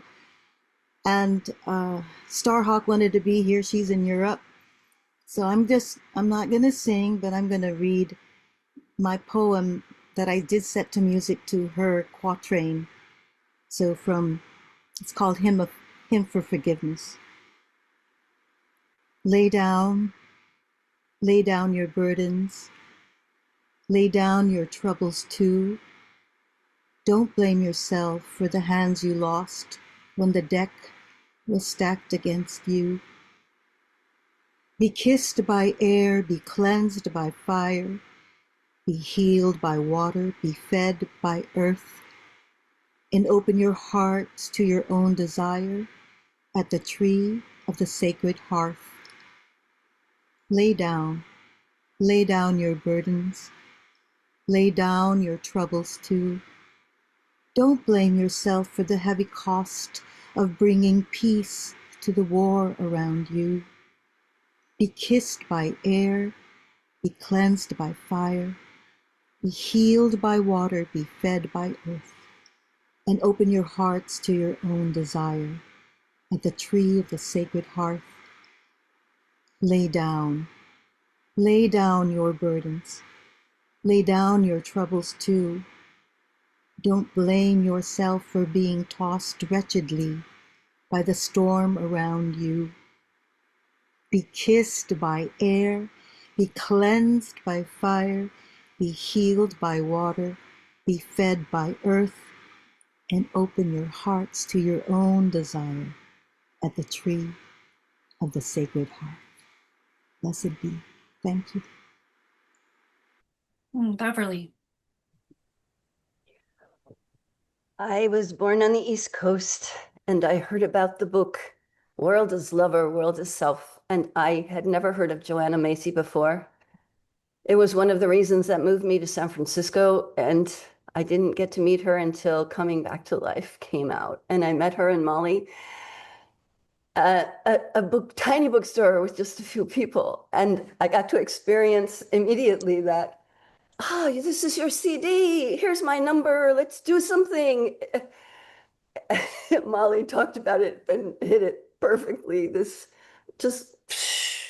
beautiful love. And I carried that work immediately before I did the proper processes. I started bringing it to our witch circles in the Bay Area.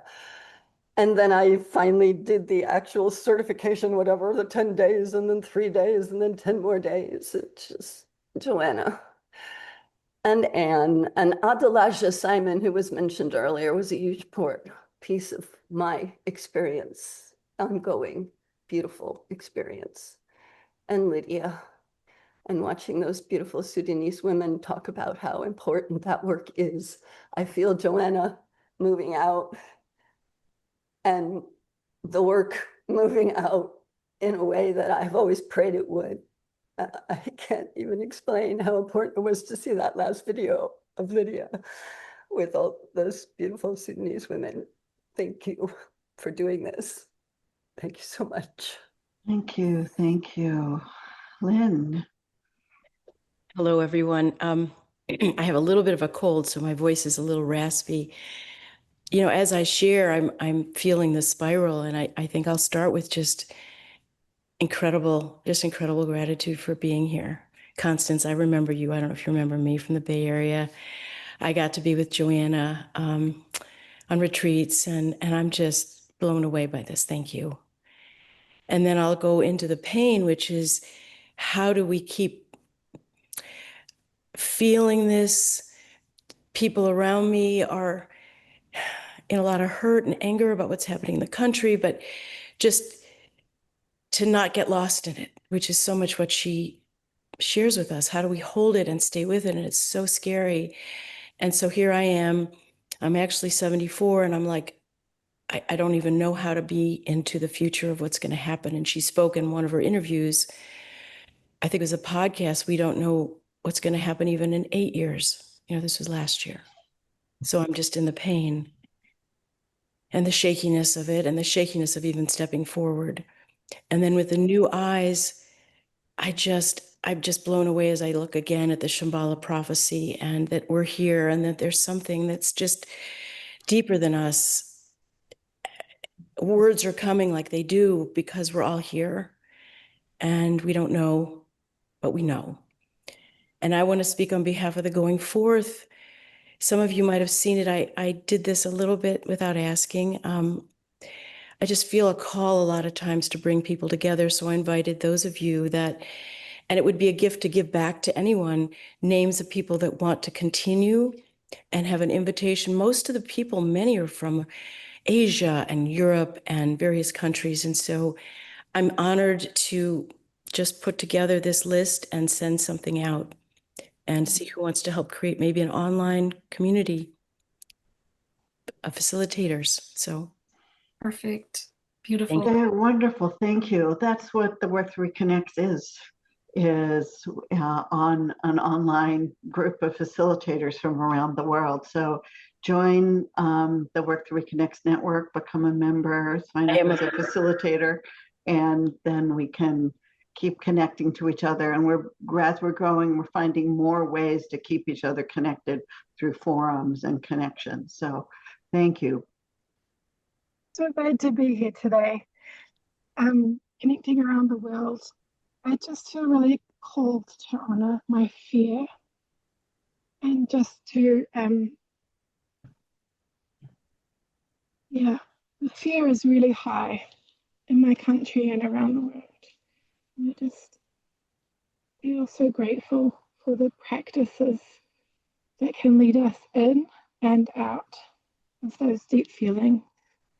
Because the risk of numbing and the risk of losing our creativity when we numb is so natural, and feeling is so healing.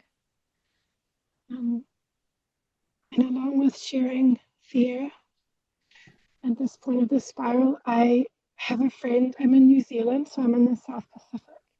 A friend has a connection in Tonga with whales, and she's brought back the news that in the 60s there were 6,000 whales left coming to the area to breed, and now there are 85,000 whales regularly coming to the area because of activism and because of the effort and the intention.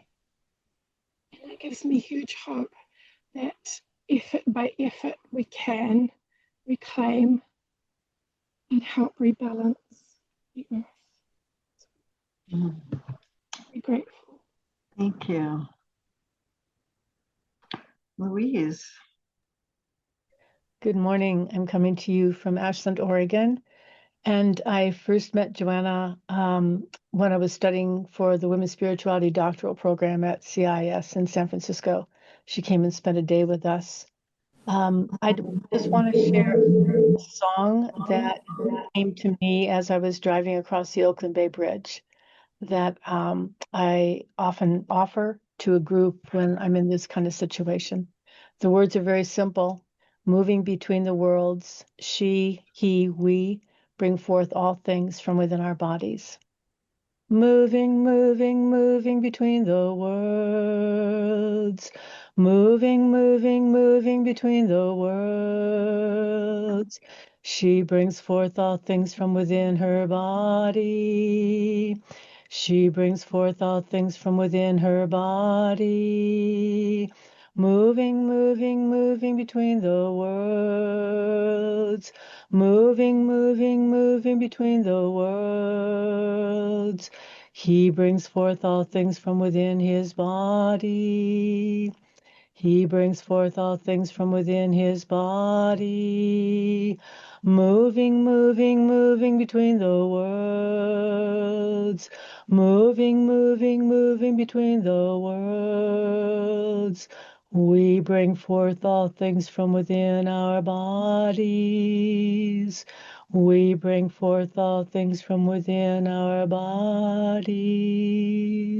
Honoring Joanne. Thank you. So beautiful. Thank you for that song. Well, I might share in that I haven't yet. And I met Joanna in 1994 when I was coming out of small children time. And meeting her changed my life.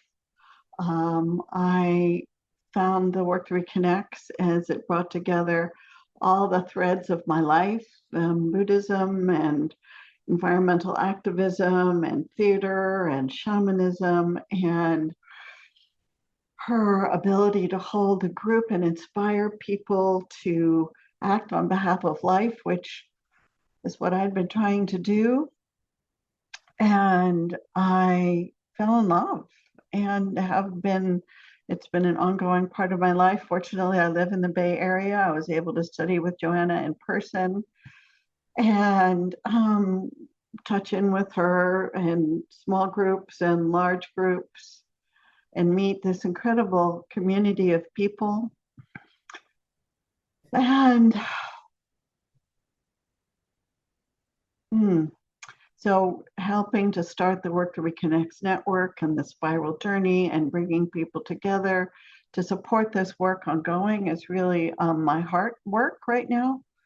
So I'm so grateful for all of you for being here. And I just, bow down to Joanna and this work, which is so needed, such medicine for the earth at this time. So thank you. And David, do we think we got you? He's still walking around. So why don't we invite in Jewel? Jewel, yeah. Oh, wow. Thank you so much. Sorry about the lighting in the video.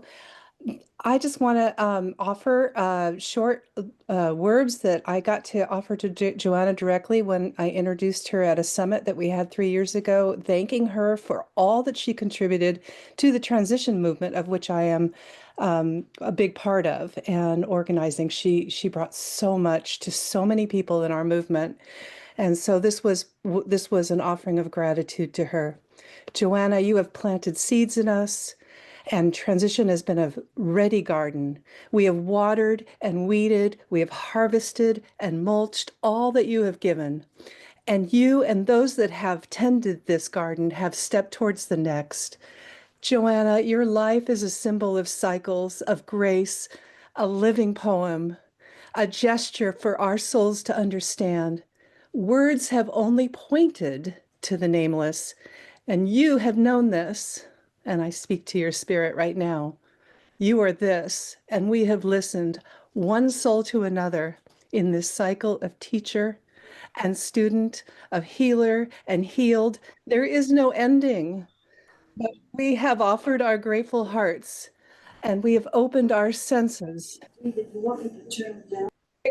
that connects our breath and resources us. And when we draw into ourselves, and those times must be, because you have taught us, you have shared our pain, bowing low to the musky soil of life, and that which takes us to our knees and clutches at our belly. And we have listened to the dark pain of the world that lives in us, and we digest this, we cycle, we turn, we sleep, we wake and sleep, and groggy, we look upon a hopeful morning, seeing that our pain did not stop the turning, and our eyes are clean from tears, and we do see the path before us, but it's just a step, and that's enough. That's enough, because you have been here with us. You have walked with us, and we are together, and we continue to walk. Thank you, thank you, thank you. Beautiful words. Thank you for sharing them. So we go to Tova. Hello, everyone. I'm speaking from Healdsburg, California. I met Joanna Macy in 1982 when she was offering a despair and personal power in the nuclear age workshop in Massachusetts, where I lived. And I was so inspired. It was a weekend workshop. I began training with her and learned to lead the work that reconnects in the 80s. And did that in Japan and Australia and some other countries. And then through InterHelp, which was an organization Joanna founded, I met Fran Peavy, who became my partner. And Fran was also leading the work that reconnects. And I moved to the Bay Area in 1990. And a year later, Joanna officiated at our ceremony of commitment for me and Fran. So I got to know her family. I did some work with Fran Macy before he died. And Joanna has really inspired me throughout the last decades. I now live in a Zen-inspired community in Healdsburg, and I'm starting to offer the work that reconnects here, as many people have heard of her. So just want to thank Joanna and for all of her teaching, which has benefited so many people everywhere. Thank you so much. And blessings to Fran. And Beth. Hi, Beth. Hi, everyone. So much to say, but I think what I'm feeling like I want to lift up something Molly had said about just the generosity of Joanna, like just opening this up for us. Like we can do this work and we can do it as who we are. And I think some of the most meaningful parts of this for me and this journey is that I'm also noticing like the sadness in the room of people who might be new and are feeling like, oh, I didn't get to meet Joanna. I didn't do this retreat. I just want to say this work is still so alive. This network is amazing. I'm on the facilitator team. We get applications every day from all around the world. Like this work hopefully will not go anywhere for a long time. And you know how it's shown up in my life is I felt like I was such a seeker, like always searching for my purpose and my passion. And when I went to a Work That Reconnects retreat, I was like, this is it. And it has really given me a platform to do it. And, you know, I was like, wow, maybe I missed the ball. I'm like in my late 40s. What if I had done this? Like, and what if I had found this in my 20s?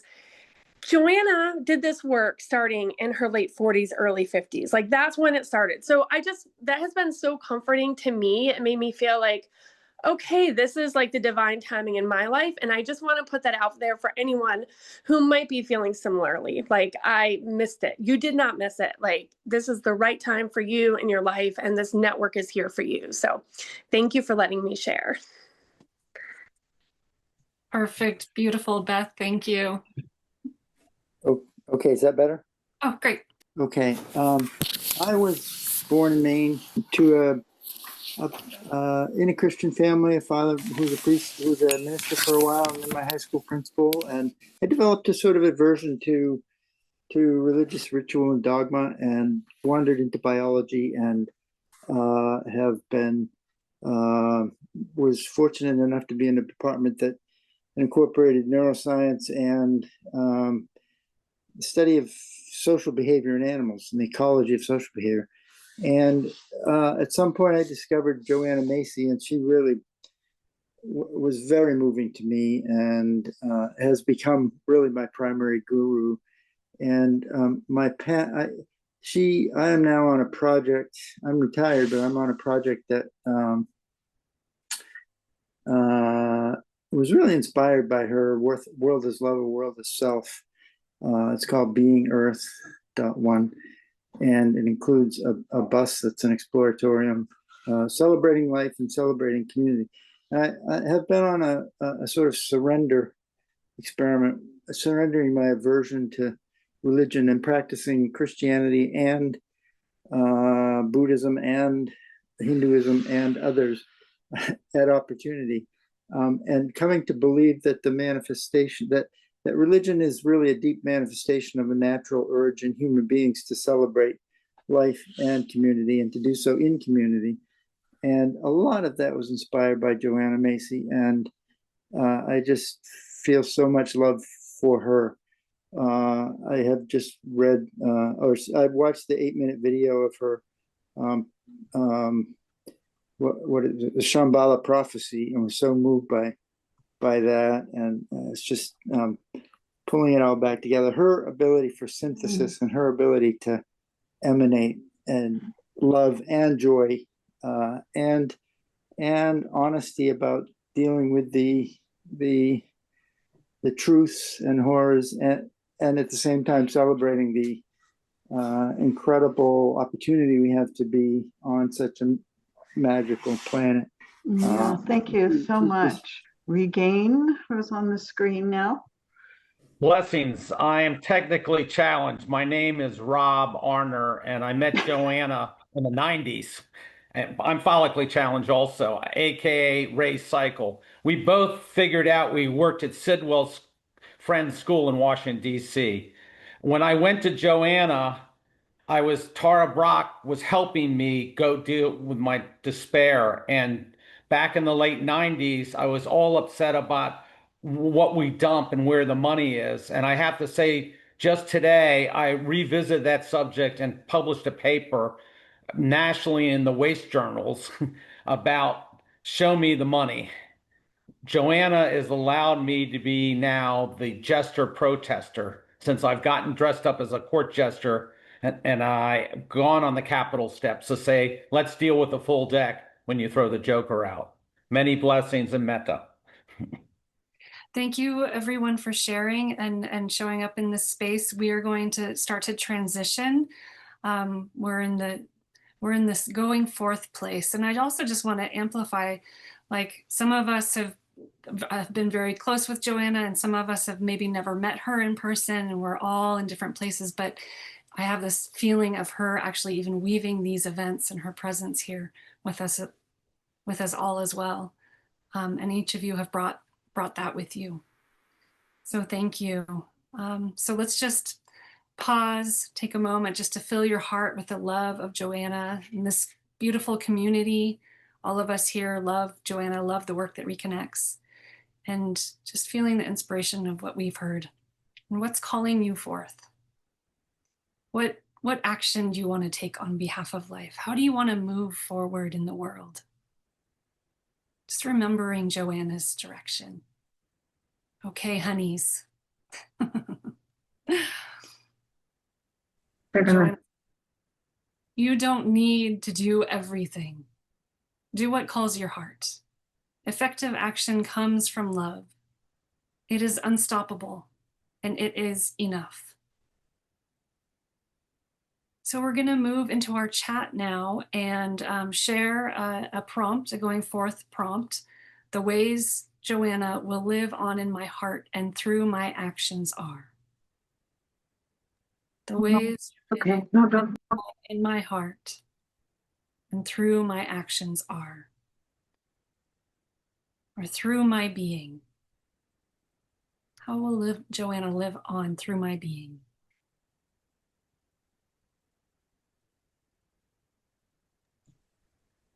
And as people are putting them in, we'll read out some and hopefully we'll be able to save them and share them with you when you get your follow-up email. So thank you for sharing. Yeah, we will be harvesting the chat, sharing the recording, sharing follow-up material with poetry and songs and everything we can collect.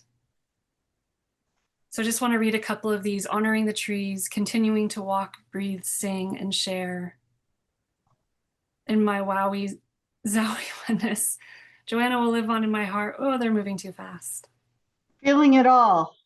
Yes. And as going forth, we've heard this poem, but we're going to hear it again through my mouth. This is also one of my absolute favorites. The Go to the Limits of Your Longing by Rainier Maria Rilke. God speaks to each of us as he makes us, then walks us silently out of the night. These are the words we dimly hear. You sent out beyond your recall. Go to the limits of your longing. Embody me. Flare up like a flame and make big shadows I can move in. Let everything happen to you. Beauty and terror. Just keep going. No feeling is final. Don't let yourself lose me. Nearby is the country we call life. They call life. You will know it by its seriousness. Give me your hand. Okay, if everybody goes on gallery view, we can do one of my favorite things to do, which is just our instruction to take my hand. If everybody could look at gallery view and put your hands out the side or maybe down the sides of your screen and take our hands. We're taking each other's hands. We're holding hands around the world. This is us. We've got this whole community. So we're stepping into the great turning together. We're supporting each other. We're cheering each other on. We're seeing each other's divinity. So thank you, thank you, thank you. We step into this together and we bow down to each other and we send gratitude to Joanna. And she's going to keep going because here we are. We're going to keep going. And there's also going to be an opportunity for more celebrating of Joanna. Her family is offering a celebration at Grace Cathedral on October 3rd from 7 to 9 in the evening. And tickets are available on Eventbrite. So you can join that on person or live stream. And we want to say a thank you from all the work that Reconnects Weavers. Can we pop us all on here that have been working behind the scenes to make this happen? And also to our master tech person, Ryan, who is a Work That Reconnects volunteer. Yay, Ryan, thank you for getting all the videos up and the videos down and making it all happen. It was great. Thank you, Joe, for being in the background and doing all the things you do, which I don't even know. And Kathleen and Chayantini for being there and reading the emails and being in the background, and Sylvia. And yeah, and this network is all of us. So join us. We really want to be able to take this work forward into the world and bring your amazing gifts to the community and the network. You can join us as a volunteer, as a weaver, as a facilitator member, as a community member. This is how we're going to stay connected and take this word forward in the world. And if you're so inspired, you can make a donation to the Work That Reconnects network now or into the future, and that would be wonderful. So Joanna liked to party. So in a minute, we're going to play some music and invite everybody to come up and dance. But before we do that, I want to take a moment we had this incredible gathering of all these people with this heart and love for the earth and for the world. And for us to come together and send our love to Joanna on her journey and send our loving kindness and our wishes for peace on this planet, sending out may all beings be happy. May all beings be safe. May all beings be free from suffering. May all beings dwell in the great equanimity, which is free from attachment and aversion. Sending out our love to Gaza, to Sudan, to all the places on the earth where there's conflict, to the rainforests, to the animals. So sending that out, we have that power. We're all interconnected to that love of the planet. So sending that out right now. And want to dedicate our time together. We generated a lot of love and merit to generate the merit of our time together to the welfare of all beings everywhere and to the healing of this beautiful, beautiful planet. So I invite everybody up to dance, and then we'll come back after the music is over and we'll be able to go everybody off mute and say goodbye. We shall be known by the company we keep, by the ones who circle round to tend these fires. We shall be known by the ones who sow and reap the seeds of change alive from deep within the earth. It is time now. It is time now that we thrive. It is time we lead ourselves into the well. It is time now, and what a time to be alive. In this great turning we shall learn to lead in love. In this great turning we shall learn to lead in love. We shall be known by the company we keep, by the ones who circle round to tend these fires. We shall be known by the ones who sow and reap the seeds of change alive from deep within the earth. It is time now. It is time now that we thrive. It is time we lead ourselves into the well. It is time now, and what a time to be alive. In this great turning we shall learn to lead in love. In this great turning we shall learn to lead in. Okay, you guys keep going. We're going to stop and then we're going to join you. We shall be known by the company we keep, by the ones who circle round to tend these fires. We shall be known by the ones who sow and reap the seeds of change alive from deep within the earth.